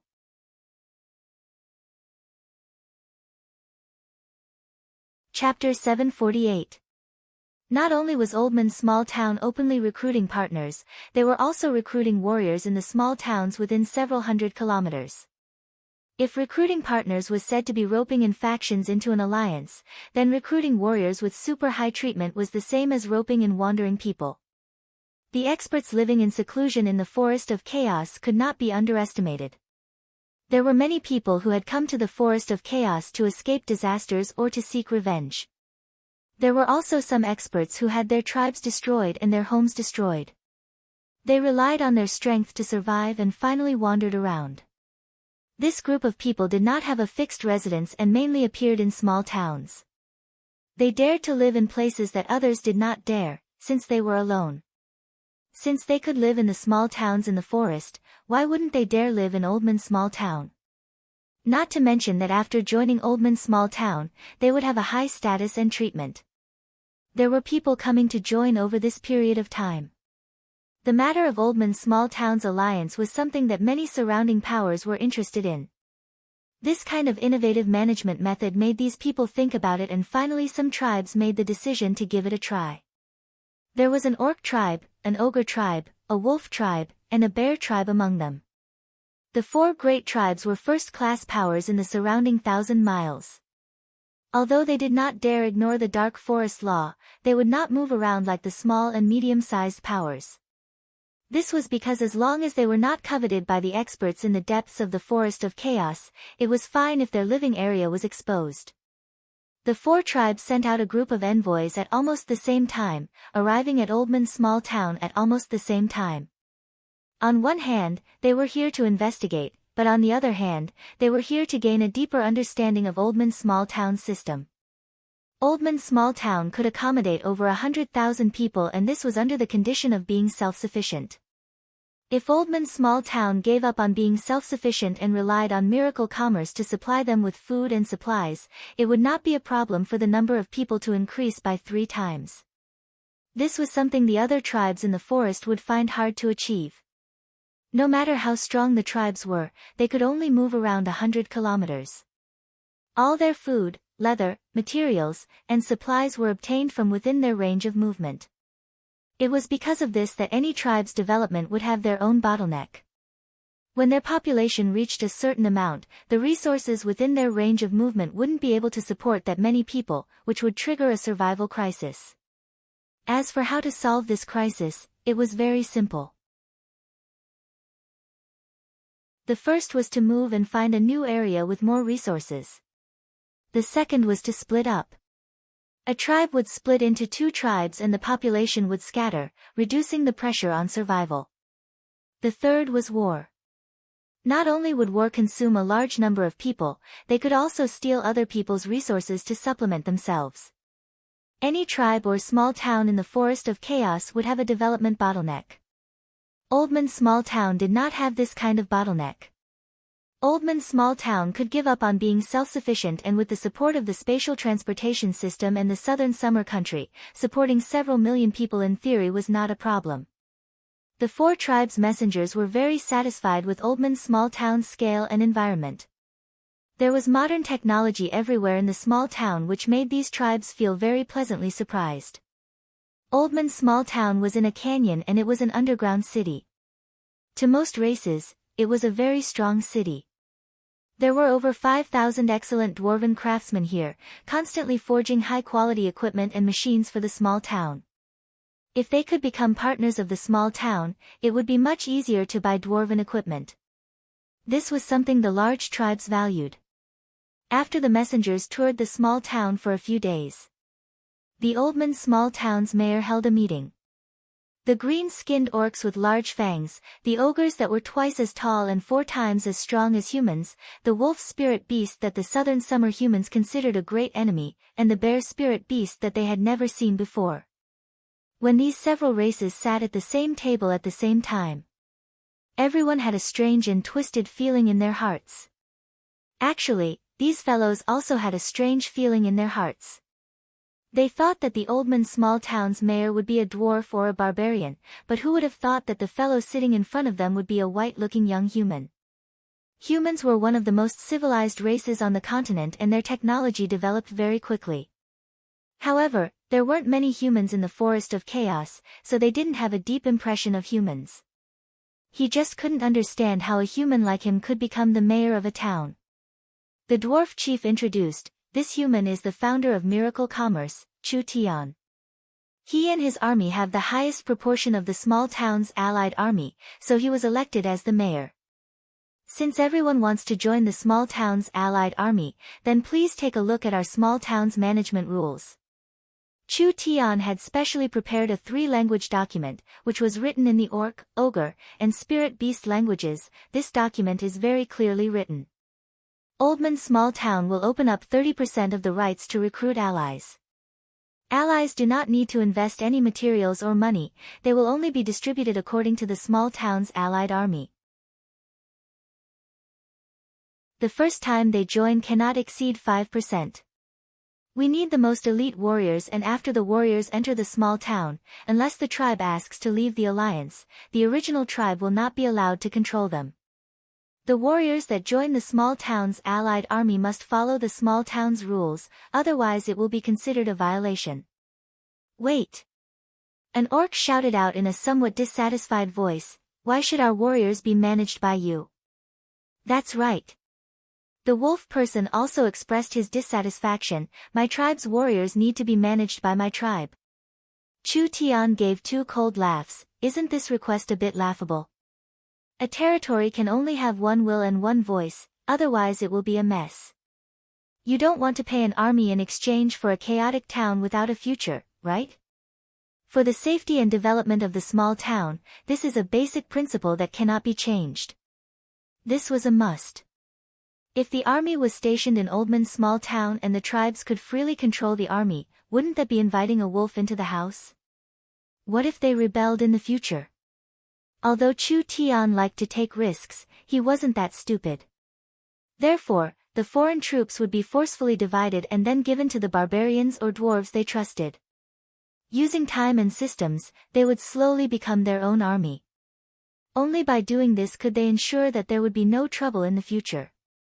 The foreign race people discussed with each other. A bear tribesman stood up, "Even if we accept this request, each person will at most have 5% of the small town, that is too little. Even if the small town prospers in the future, we won't get any money. Our bear tribe's warriors, if we send 1,000 elites, their battle strength will surpass this ratio." The bear tribe was very confident in their warriors. But the ogres were even more confident than the bear tribesmen. The ogre's tall and sturdy body stood up. Our ogres are invulnerable and have great strength. We only need 500 warriors to surpass this ratio. The barbarians and dwarves, although they were not bad warriors, how could they compare to the incomparably large and dangerous ogres? Chu Tian revealed a faint smile. This battle's strength is not just words. As for how much it should be, we still need to evaluate it.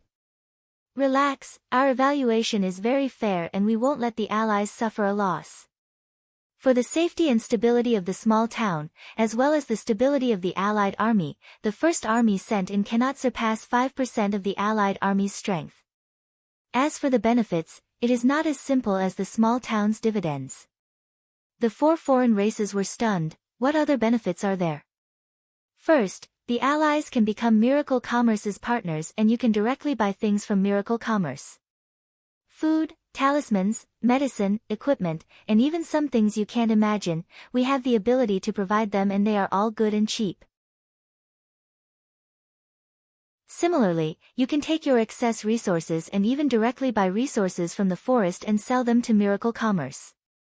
We will buy them at a price that surpasses the Forest of Chaos market price. Any amount is fine. Any amount is fine. A look of disbelief appeared on the faces of the 4 mutated tribe members.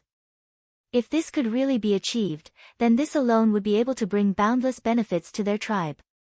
If they could buy food and medicine at any time, then when the tribe was suffering from famine or plague, they could save the entire tribe from disaster. As for Miracle Commerce buying materials at a price higher than the Forest of Chaos market price, this was a large chance for these races to become rich.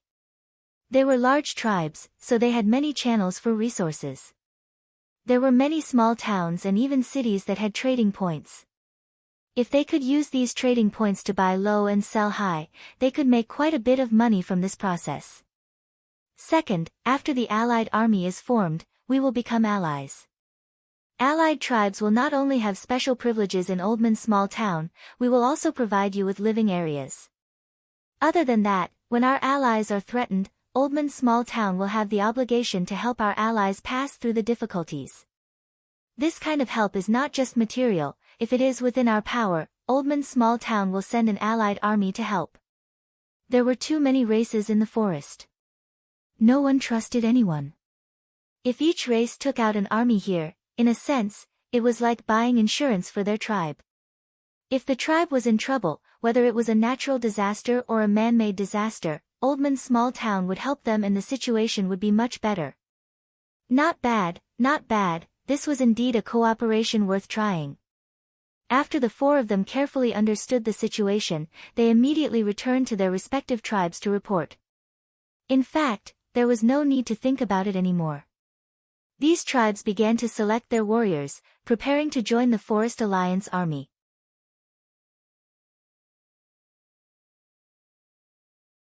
Chapter 749. Cannon was a peak expert that could stand shoulder to shoulder with the refined ruler and the burning sun ruler, but in a place like the Forest of Chaos, he could only be considered a third-rate expert. The Warhound's Kingdom's Fang King with his 3rd true spirit layer cultivation was not Vivian's match, so there was no suspense in this battle from the start. Chu Tian could have just sent Vivian out because of the Void Escaping S special property. As long as the attack did not exceed a certain threshold, it would be useless against Vivian no matter how many attacks there were. Therefore, as long as the little fox found Cannon's position, Vivian would have a chance to kill him by herself. This was not a very hard or dangerous task. Of course, in order to prevent Cannon from using special methods to escape, the dwarves would think that Chu Tian was willing to risk his life to help them. In order to kill more enemies and create more chaos, Chu Tian still brought the others with him. After all, there was a large difference between helping others with a slight effort and risking one's life in the eyes of the dwarves. Vivian's spatial attacks consumed a lot of energy, so she was not good at group fights. She could only be responsible for beheading or attacking important targets. In terms of the number of enemies she could kill, she couldn't even compare to Chen Bingyu. The Count is dead. The Count is dead. When the sword Daoist cannon was cut to pieces, the entire spider army fell into chaos. The spider race's ability to send information through spider silk was very useful, but it could cause trouble sometimes. For example, when panic broke out, it could add fuel to the fire. The spider army was at least in the 9th body refinement layer, and their overall battle strength was even stronger than the southern summer country's storm cavalry. The mines were filled with traps left by the spider race and the defenses left by the dwarves. If this army could calm down and rely on their current advantages, they might not be able to defend themselves. But in a world where there was a large disparity in individual strength, the strongest person was not just the leader of the army. In a sense, they were the spiritual pillars, so the death of a leader was a destructive blow to morale. Kill, disrupt their troops. Chu Tian did not need to give any orders. Chen Bingyu and Dongfang Haoren charged out like two meteors. Two peak 9th awakened soul layer experts, two people with strong innate talents and strong defenses. Unless they met a true spirit realm expert, it would be hard for them to be defeated before they ran out of spirit energy. The spirit insects did not have the courage of the spirit beasts. They wildly killed over 400-500 people and used up half of their spirit energy, causing their offense to weaken. Only after the spider army generals adjusted the situation and began to resist and attack. But the resistance had not even begun yet. Damn insects! I'll let you feel the rage of the dwarves. The angry dwarves pushed open the gates. With the support of their homeland, the dwarves wildly and fiercely attacked the spider army. The spider army's attention was attracted by Chu Tian's group. Large groups of dwarves suddenly attacked from behind, catching the spider army off guard. Panic filled the air again.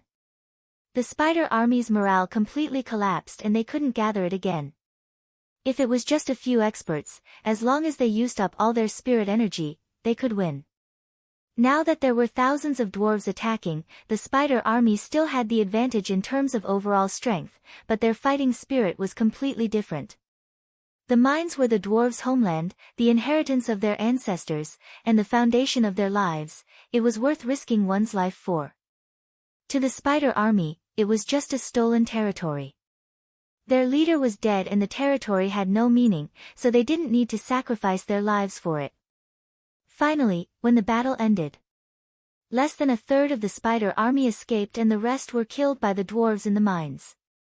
The dwarves paid less than a tenth of their casualties and obtained such a glorious result, all because of the help of these 5 outsiders.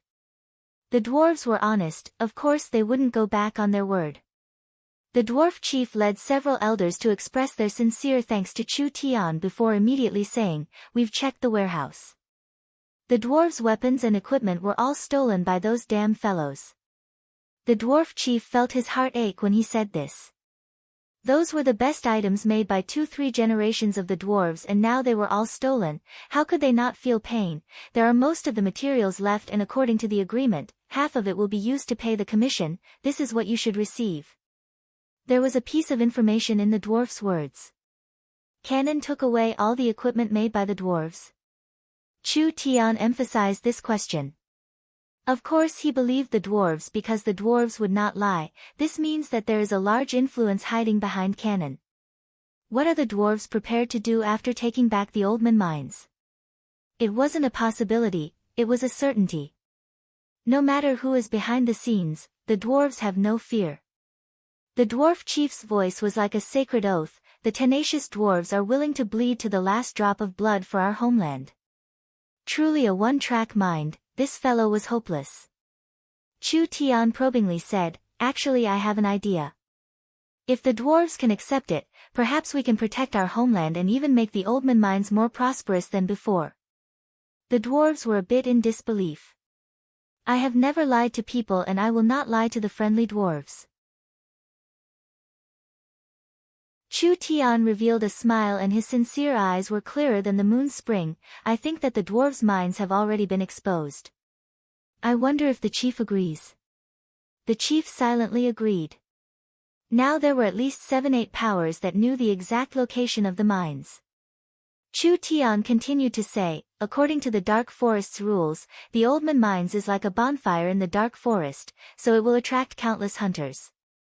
The enemies are in the dark and the dwarves are in the light, so we can only passively take a beating.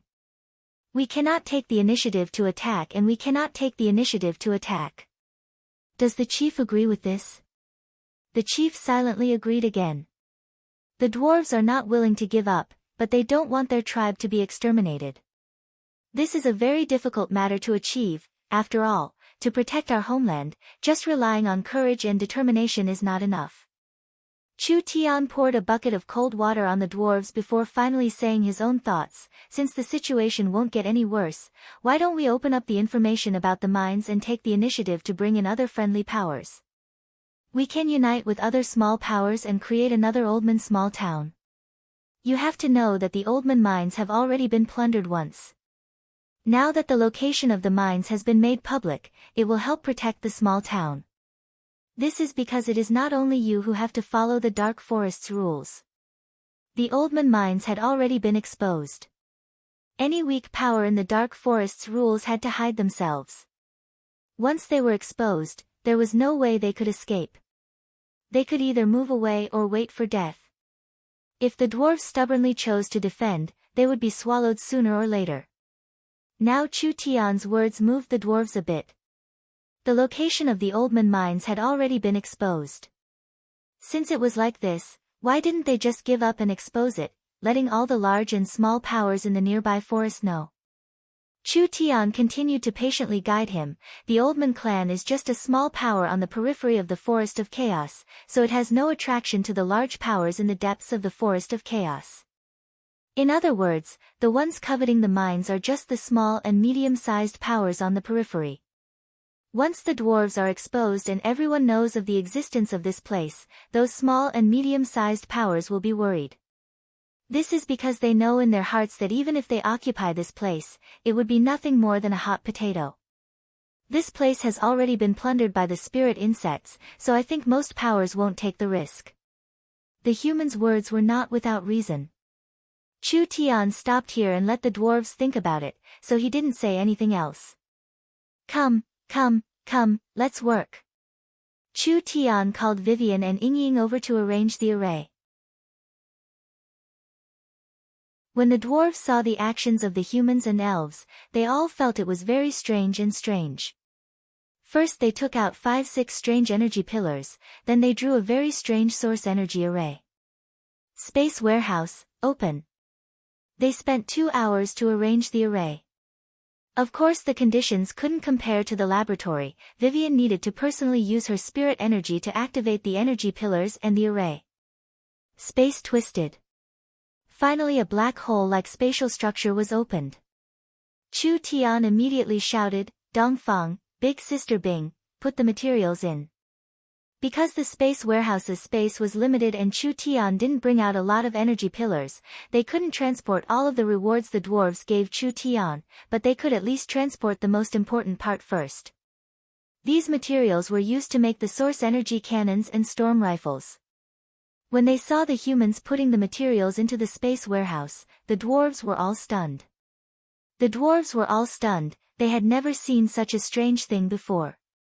As the energy in the energy pillar was quickly consumed, Chu Tian knew that it had reached its limit. It's about time, close it.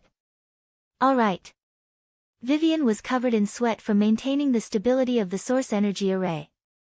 When she heard Chu Tian's order, she immediately closed the source energy array in relief. Meng Yingying said in a satisfied voice, with the support of these materials, the company will be able to make quite a few cannons. Only, our communication channel isn't open. How will elder sister know that the materials have been transported? Don't worry. Vivian said with a giggle, I already completed a detection technique before I left. No matter where this space warehouse is, as long as it's opened, the laboratory will have a reaction. I think elder sister Meng Qinggu has already found out and is calling people to unload the goods. That's good. Meng Yingying was completely relieved. We'll send the rest over in a bit. The dwarves finally couldn't hold it in and came over in curiosity. What did you just do? This is called the space warehouse. Vivian proudly explained the use of the space warehouse. Don't be envious, this is Chu Tian's unique invention. It can't be found anywhere else on the continent, it's unique. The dwarves looked at each other. They could see the shock in each other's eyes. If the dwarves could also have a space warehouse, would they still be robbed by strong enemies? Where did these humans come from? How could they have this kind of strange technology? Chu Tian seemed like he was not willing to talk about the space warehouse. What does the chief think of my suggestion? Even if this method works. The chief said with a sigh, but for a small town that has been exposed, where would we find a reliable ally to defend it with? After all, the fellows in this forest all have ulterior motives. That's also true. Chu Tian had been waiting for him to say this for a long time. Actually, our Miracle Commerce is interested in investing in Oldman's small town. The dwarves still have control over Oldman's small town, and Miracle Commerce will use this small town as a transfer point and small trading base. Of course, as an ally, Miracle Commerce will also take on the responsibility of protecting Oldman's small town. What was Miracle Commerce? The leader of the dwarfs hesitated. What is Uncle Dwarf still hesitating for? Vivian couldn't help saying, the space warehouse is a wonderful technology, our Miracle Commerce has a lot of it. Cooperating with our Miracle Commerce, the dwarves will not suffer a loss. The dwarves discussed with each other. They couldn't keep the Oldman mines, so why not take a gamble? Not only were these people strong, their backgrounds were not normal. Moreover, they had already given the matter of taking back the Oldman mines, so most of the dwarves were willing to believe them. All right. We agree. Then, from today onwards, the Oldman mines will be changed to Oldman Small Town. Chu Tian's heart was filled with joy. They were really too easy to trick. They had traveled tens of thousands of miles to come here, and their most important task had been completed. Miracle Commerce would establish their first stronghold on the edge of the Forest of Chaos. This stronghold had a very important meaning. It meant that Miracle Commerce would use this as a springboard to spread their influence across the entire Forest of Chaos.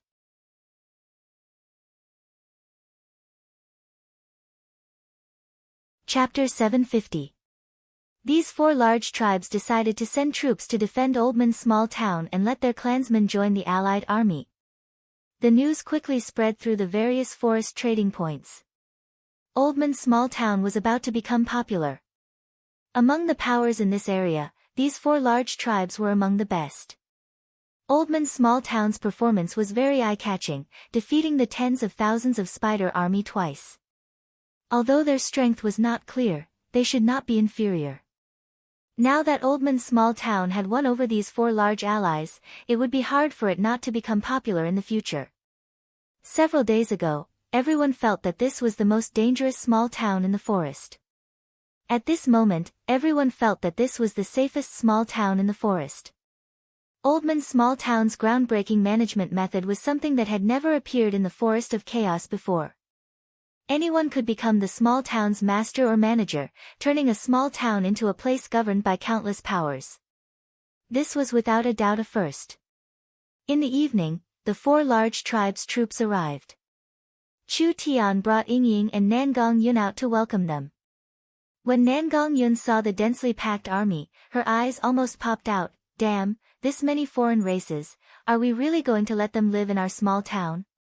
Are you sure there won't be any trouble? 3,000 green-skinned orcs, each one of them fat and strong.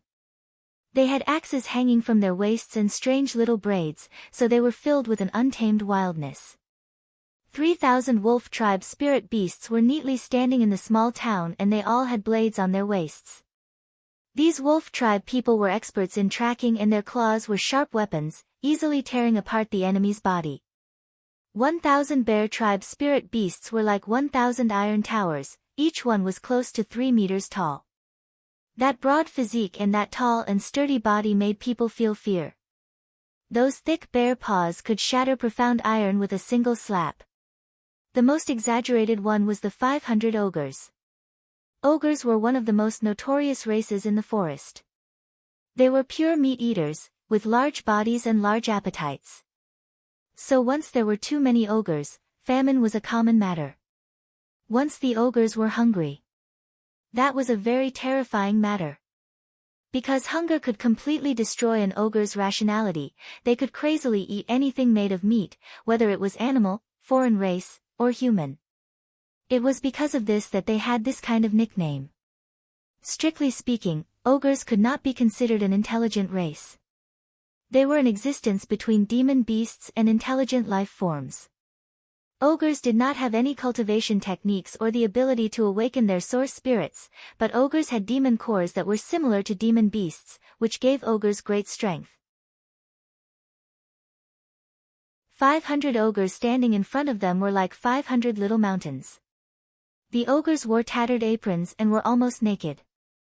Most of their bodies were covered in moss and parasites. Ogres did not have any production capabilities, so they were very poor. Luckily, their copper skin and iron bones were better than any weapon. Even if they were unarmed, they could still survive as demon beasts, allowing this species to survive from ancient times until now. These fellows could run around the battlefield a few times naked and not die even if their bodies were pierced with weapons. If they could make a set of armor for them and forge an octagonal hammer, these 500 ogres would instantly turn into 500 armored meat grinders. Meng Ying's heart was filled with apprehension. Chu Tian, isn't this a bit too much? It won't bring us trouble, right? If these fellows go crazy, then wouldn't the little town that was built with great difficulty be destroyed? Whether it was the spirit beasts, the orcs, or the ogres, they were not good-tempered races. Chu Tian waved his hand in an uncaring manner. Don't worry, it can be taken care of. These soldiers were all carefully selected. They were young, strong, and had potential. Just based on the allied army of the 4 foreign races, their battle strength could not be underestimated. Not bad. This was a very strong force. As for whether they would rebel or not, this was not impossible.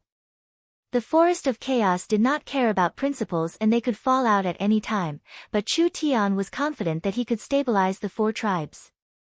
Actually, the 4 tribes did not realize that they had already fallen into Chu Tian's trap.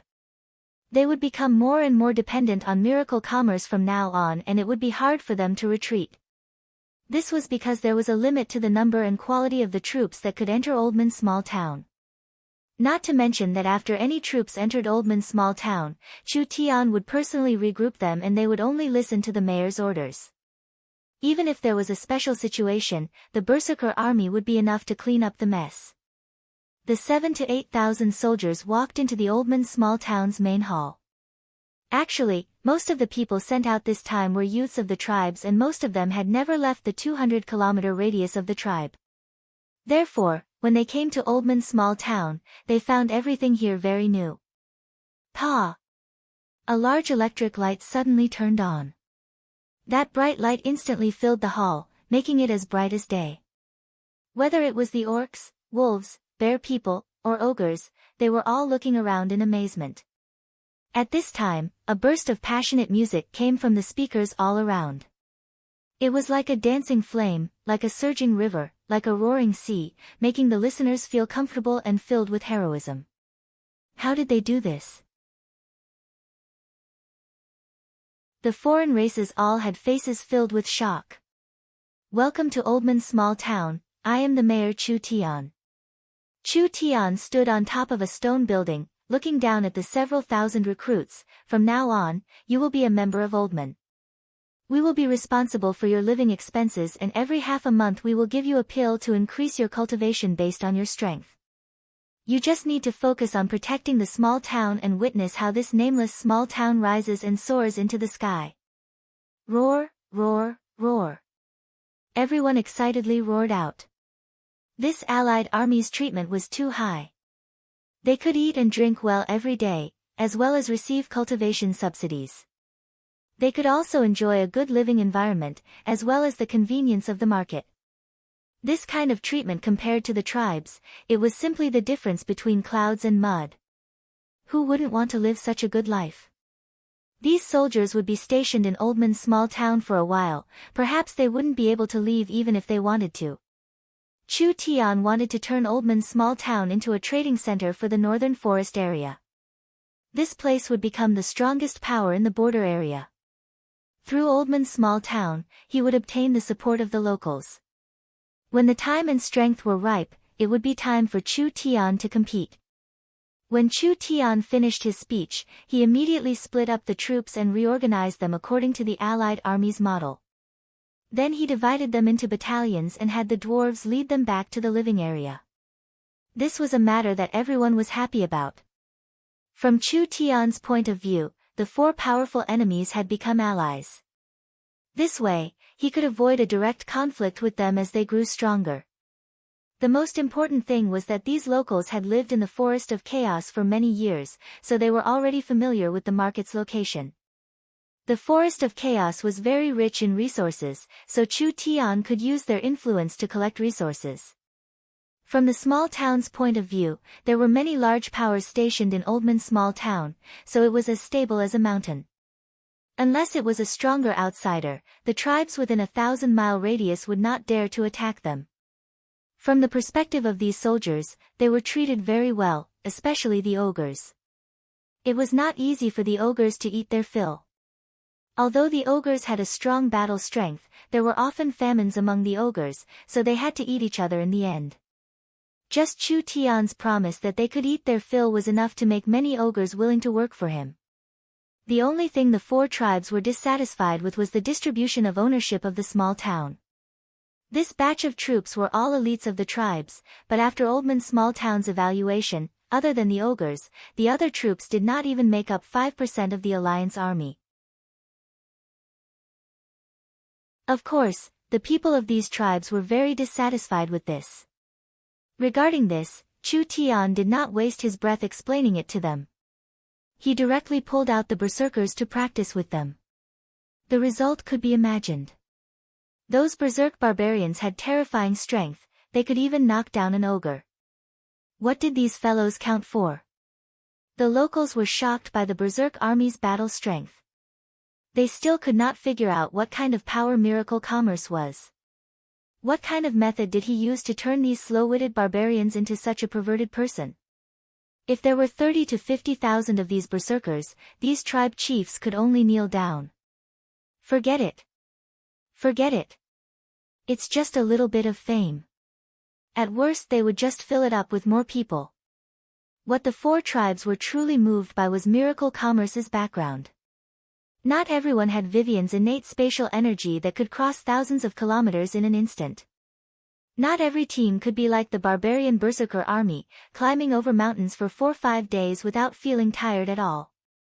Most of the forest races did not interact with the outside world, so they could not form a large-scale economy. The natives of the forest were in dire need of weapons, especially elixirs, talismans, potions, and other consumables. But the Forest of Chaos was very dangerous, so there were very few caravans that would bring large amounts of goods here. This caused the prices of these consumables to be very high. Now it was different. They could have as much as they wanted. Miracle Commerce did not just accept source stones, they could also accept herbs, leather, and metals. The most important thing was that because they were allies with Miracle Commerce's prices were far lower than the forest market. The four tribe chiefs were very excited. Miracle Commerce seemed like they had an inexhaustible supply. They could collect leather, metals, and herbs to exchange for potions, pills, and talismans. After selling them in the forest market, they could buy leather, metals, and herbs again. This kind of repeated sales allowed their tribes to quickly become rich. It seemed like Miracle Commerce was a miracle given to the forest by the heavens.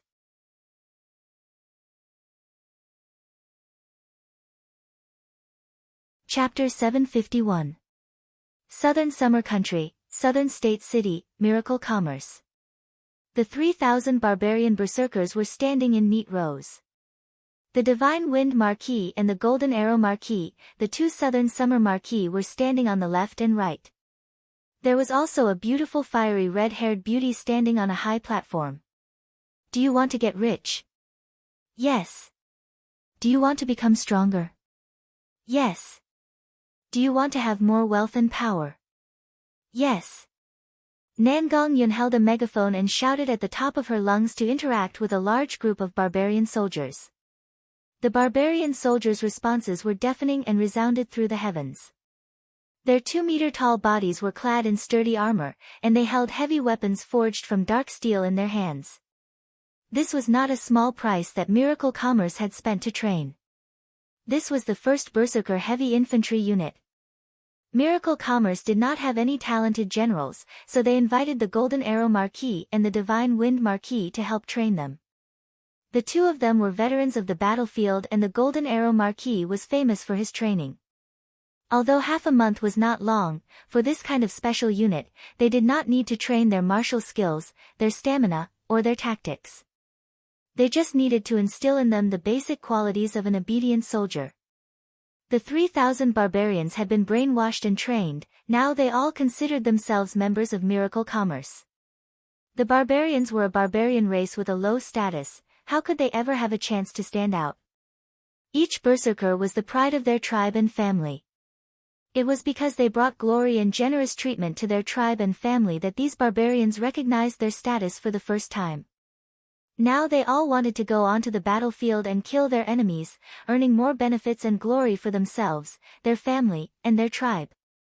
How strong were the 3,000 trained barbarian soldiers?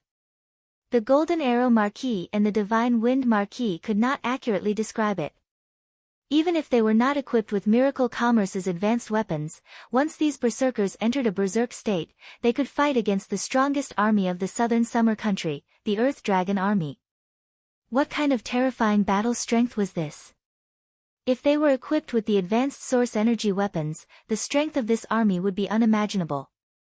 The two marquises had been on the battlefield for many years, and even in the Warring Kingdom, this kind of army would be the elite of the elites. This was something that could only be created with large amounts of resources and time. Miracle Commerce had only used a month to make one. Now in the barbarian camp, there were over 10,000 barbarian soldiers preparing to become berserkers. If the southern summer country had this kind of army, they wouldn't need to worry about the warhounds invading their territory. Nangong Yun was very satisfied with the results of the berserker army's training. Although these barbarians did not have the quality of elite soldiers, at least they could be trained properly. Just having this was enough. Once the berserkers entered a berserk state, their battle strength would increase by several times. Moreover, they would not feel any pain or fear. This was an army that would never collapse in morale. The materials sent back from the space warehouse had already been estimated by Miracle Commerce to be enough to make 100 source energy cannons, 500 source energy cannons, or 1,000 storm rifles. The high-level metal materials brought back from the royal treasury were only enough to make 4 source energy cannons. The remaining materials were used to make a single storm rifle. Chu Tian had not been in the Forest of Chaos for long, but he had already obtained several times the amount of materials. If they were all made into weapons, Miracle Commerce would have a qualitative leap. Nangong Yun was very excited that the time was right. Her strength had been growing quite fast and she was now in the 8th awakened soul layer, but she was very unhappy being stuck in Southern State. She had long wanted to show off her skills in the Forest of Chaos. The fact that the boss could send back this many materials meant that he was doing quite well. This was a must. How could a group of locals in the Forest of Chaos stop him? He really didn't know when everyone would be able to completely move into the forest. Young Miss Nangong. A Griffin Knight came to report, Sir Cloud Dream Marquis has an important matter, please see her at the airship factory. Airship factory? Why would she go there? Nangong Yun did not ask anything else and immediately came to the large factory. This was where Southern State made the airships. The airships had a unique advantage and convenience, so the company cared a lot about them, so they kept producing them. With the improvement of technology, the current airships, whether it was weight, speed, or lifespan, they could not be compared to Chu Tian's original airships. When Nangong Yun arrived, she saw Feng Kaidai, Yun Yao, and the others here. Everyone had a confused look on their faces, not knowing why Meng Qinggu had called them here. I want to show you something. Meng Qinggu kept them in suspense as she revealed a mysterious smile, come with me first. Meng Qinggu brought them into a factory with a very high level of security. 3 very strange airships immediately appeared in front of them. They were twice the size of a normal airship and their structure was very tight. The oval-shaped airbags were made from high-level demon beast skin and there were complex source energy arrays on the surface. It could increase their speed and float, as well as resist frost, fire, and even lightning. The cabins were not just simply hanging, rather they were seamlessly connected to the airbags. The cabins were made from a thin layer of hard and light crystal, which was divided into several sealed rooms. Even if they were floating 10,000 meters in the air, they would not feel the slightest bit of cold or wind. The airships were used for short and medium-distance transportation, so they pursued a higher weight and space. The airships in front of them had exquisite suspension cabins, but the space was smaller, so they did not look like transportation tools at all. Foam Katie's beautiful eyes flashed, such exquisite airships. Did elder sister specially make them? It's not as simple as just exquisite. Meng Qingguo made a gesture and several workers on the side opened the cabin door. Come, let's take a look. Several women walked into the cabin. It was very simple and clean inside. There were 2 living rooms, a storage room, and a bathroom. It was like a place where one could fly in the sky. Did Meng Qingguo want to make a flying cabin? This did not match Meng Qingguo's personality. Everyone knew that this chairman was a practical person and would never chase after fancy and impractical things. Yunyao opened a room. Isn't this a beast pen? This was a place similar to a corridor. There was a beast pen several meters wide and there was a feeding space. There was a row of cabin doors that could be opened in front of them. This should be the griffin's living room. Normally the griffin would be raised here and when it was time to use it, they could ride the griffin to open the door on the other side and immediately leave the airship. These interior designs took up most of the space in the cabin, but no one could see what special use this airship had. Meng Qingguo did not keep them in suspense at this time. She opened the door to a closed room in the center and the girls were stunned when they saw what was inside. There was nothing inside, but there were 3 pagodas. One was a magnetic sound tower, one was a magnetic image tower, and one was a super wave transmission tower. Even if they were stupid, they would be enlightened when they saw this and they would be filled with admiration for Meng Qingguo. You should understand now. Meng Qingguo revealed a faint smile. She was always elegant and beautiful, not showing off at all. It was like she was introducing a very normal tool. The airship structure is simple, it is easy to produce, and the cost is low. It is very practical and is not limited to transportation. I have been preparing to build this kind of industrial control ship in Central State.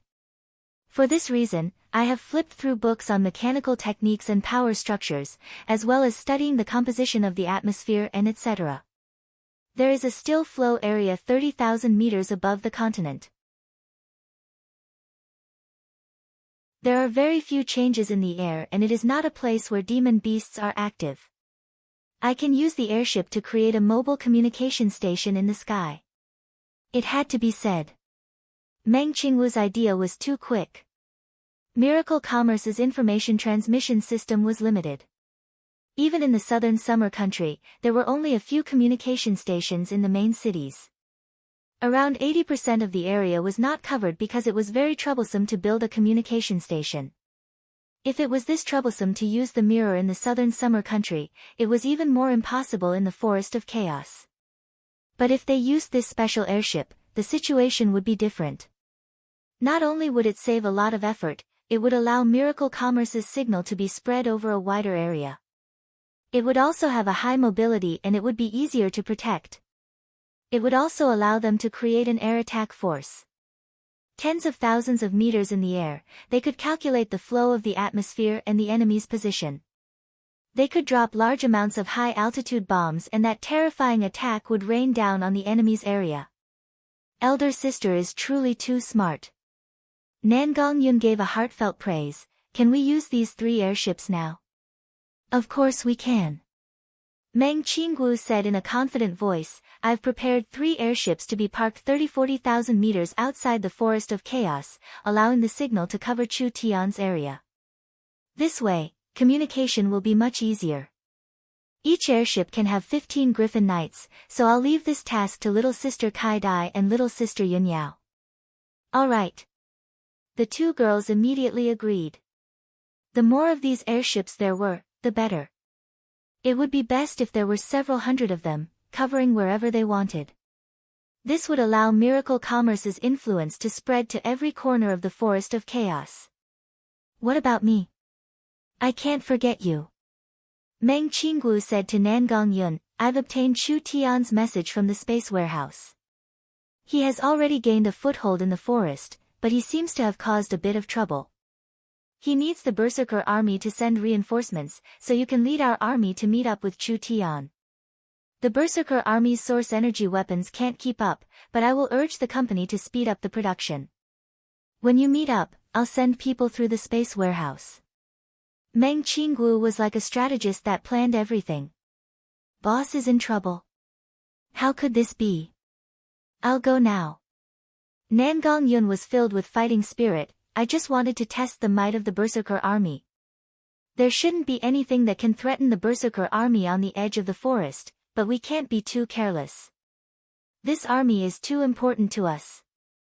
Meng Qinggu had to remind Nangong Yun, after all, this fellow was a bit brash, we have to be low-key, now is not the time to attract the attention of the large powers. Also bring a few more communication devices, the airships will be faster than you, so wherever you go will be covered with signals. You have to keep in contact with me and Chu Tian. Understood. On the second day, they set off. The three special airships slowly rose into the air, smoothly reaching several tens of thousands of meters in the air. The air here was thin, but it was very stable. All the weather changes happened below and the surroundings were empty. Even if they entered the forest, they wouldn't see any demon beasts. The three large airships slowly headed into the Forest of Chaos like this, preparing to establish a communication channel between Miracle Commerce and Oldman Small Town. In a few days, Oldman Small Town would be able to use products like radios.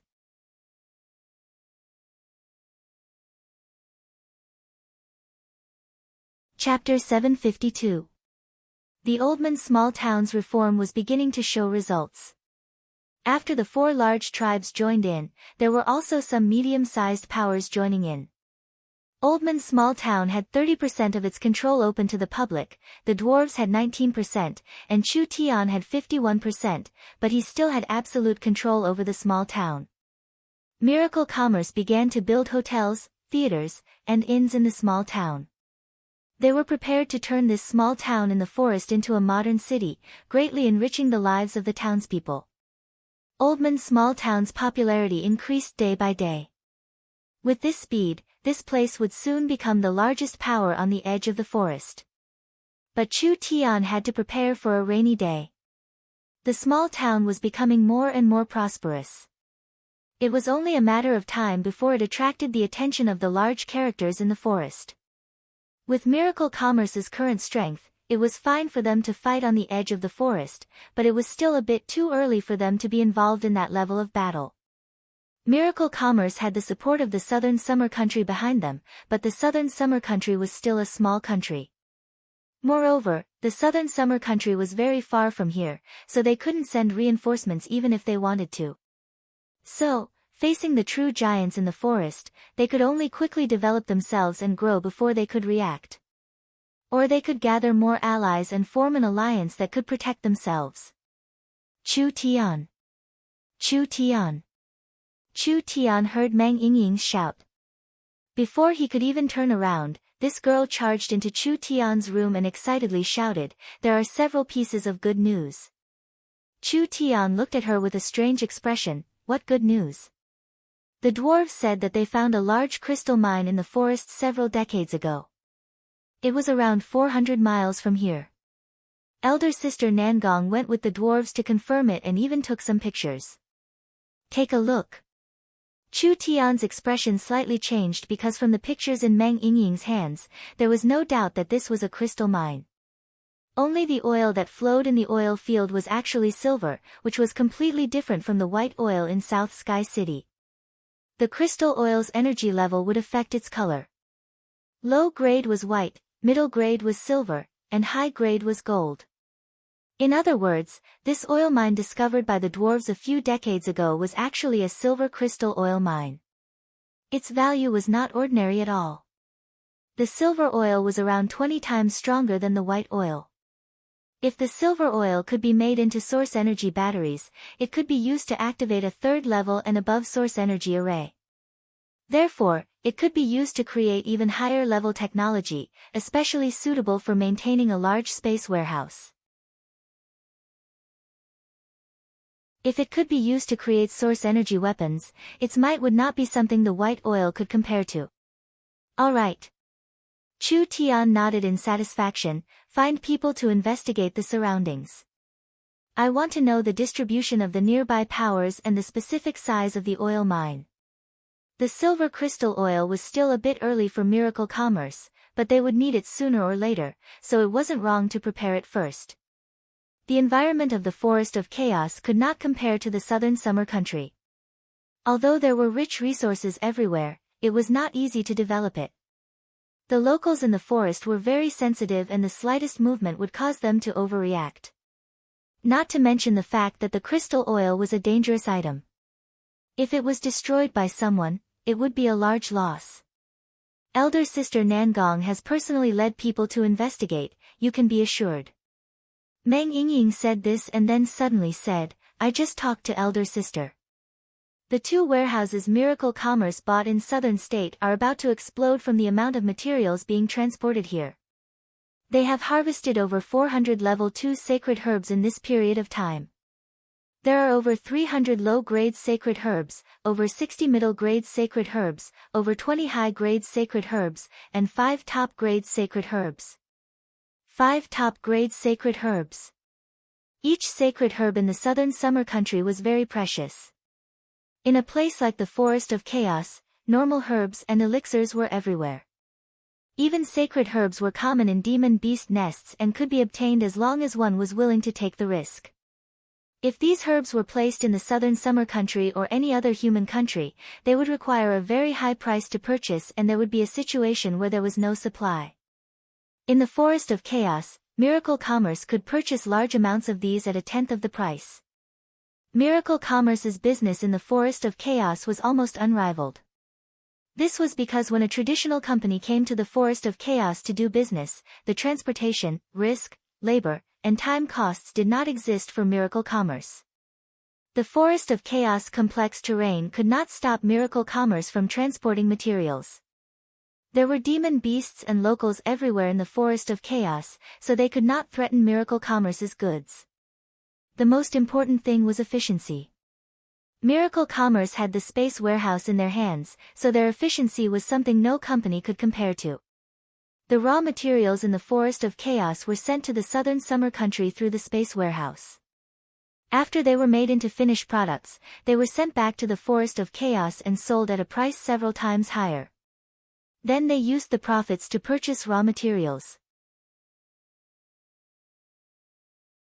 Repeating this, it was unknown how many times Miracle Commerce had made profits in the time it took for a traditional company to go back and forth. Chu Tian said to Yingying, did you bring the information on the high-grade and top-grade sacred herbs? Meng Yingying nodded and immediately handed over a list of materials. The materials we bought are all here.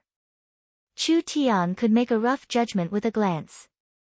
These high-grade and top-grade sacred herbs were mostly used to increase one's cultivation base. There were only a few that were used for detoxification, healing, or increasing one's lifespan. This also meant that after these sacred herbs were refined into pills, they could easily increase a cultivator's strength.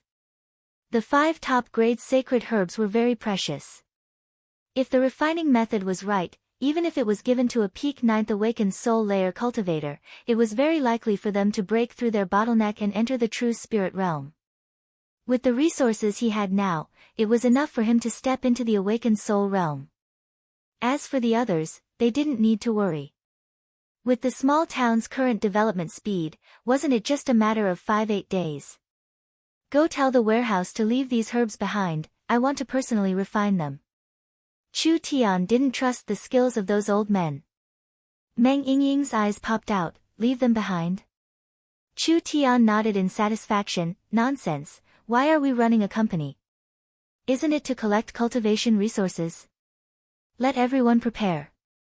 It's time for us to increase our strength. Also, tell the young miss that the forest has stabilized. Let her take care of matters in the southern summer country and immediately come here to help. Without her by my side, my back has been aching and my body has been uncomfortable.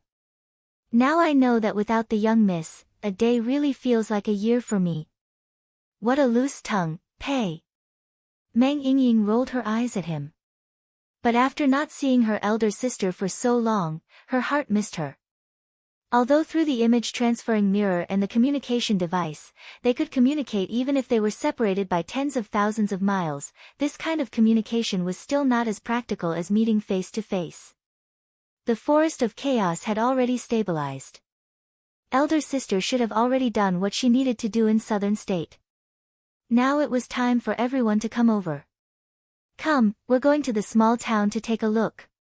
Chu Tian stood up and pulled Meng Yingying's hand. Meng Yingying's pretty face turned slightly red, but she did not resist. The two of them strolled around the small town's market. After the small town was developed, it became more and more lively. Especially the space above the mine, this was the largest and now it had become a free market. There were soldiers from the Allied army patrolling and several barbarians with ogres, orcs, and bear people passing by. With this kind of powerful patrol, no one dared to cause trouble in Oldman's small town. Several goblins were bargaining with the rabbit people, hoping to buy a herb from the rabbit people at a low price. In front of them, there were two gnome merchants selling strange tools to the big-eared monsters. Not far away, there was a group of mouse people carrying rare ores, looking for buyers. All kinds of languages and races intertwined in this small town in the belly of the mountain. These very weak races had always lived in the lowest levels of the forest of chaos, but now in Oldman's small town, they dared to openly do business. At this time, a young ogre holding a large basket passed by the two of them. Although it was a young ogre, it was much taller than Chu Tian and Meng Yingying. Its thick arms were as thick as Chu Tian's thighs. The ogre held up some specialties. There were some fruits and some demon beast cores. He said in broken human language, cheap. Buy some. Meng Yingying took out a complete low-grade source stone and placed it in his rough hand. Then he randomly picked a few things and the little ogre excitedly thanked her. The little ogre ran into Miracle Commerce's hotel and bought a large amount of Miracle Commerce's canned meat. Ogres did not have any resistance to canned meat. The Oldman small town's hotel had already been built. But it was different from the hotel in the city.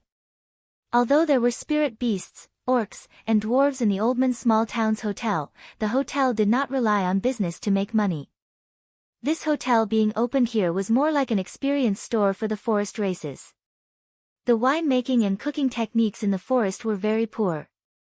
Miracle Commerce's wine was fermented with source energy arrays and Miracle Commerce's food was cooked with source energy arrays. Therefore, the Oldman small town's hotel mainly dealt in large orders of wine and canned food. After the dwarves tasted Miracle Commerce's wine, they immediately ordered 500 barrels from Miracle Commerce. When the warriors of the tribes tasted Miracle Commerce's food, they looked up into the sky and cheered. They had lived all these years in vain. Then Miracle Commerce bought over 100,000 cans of canned food. Miracle Commerce opened a medicine store and talisman shop in the small town for the same reason.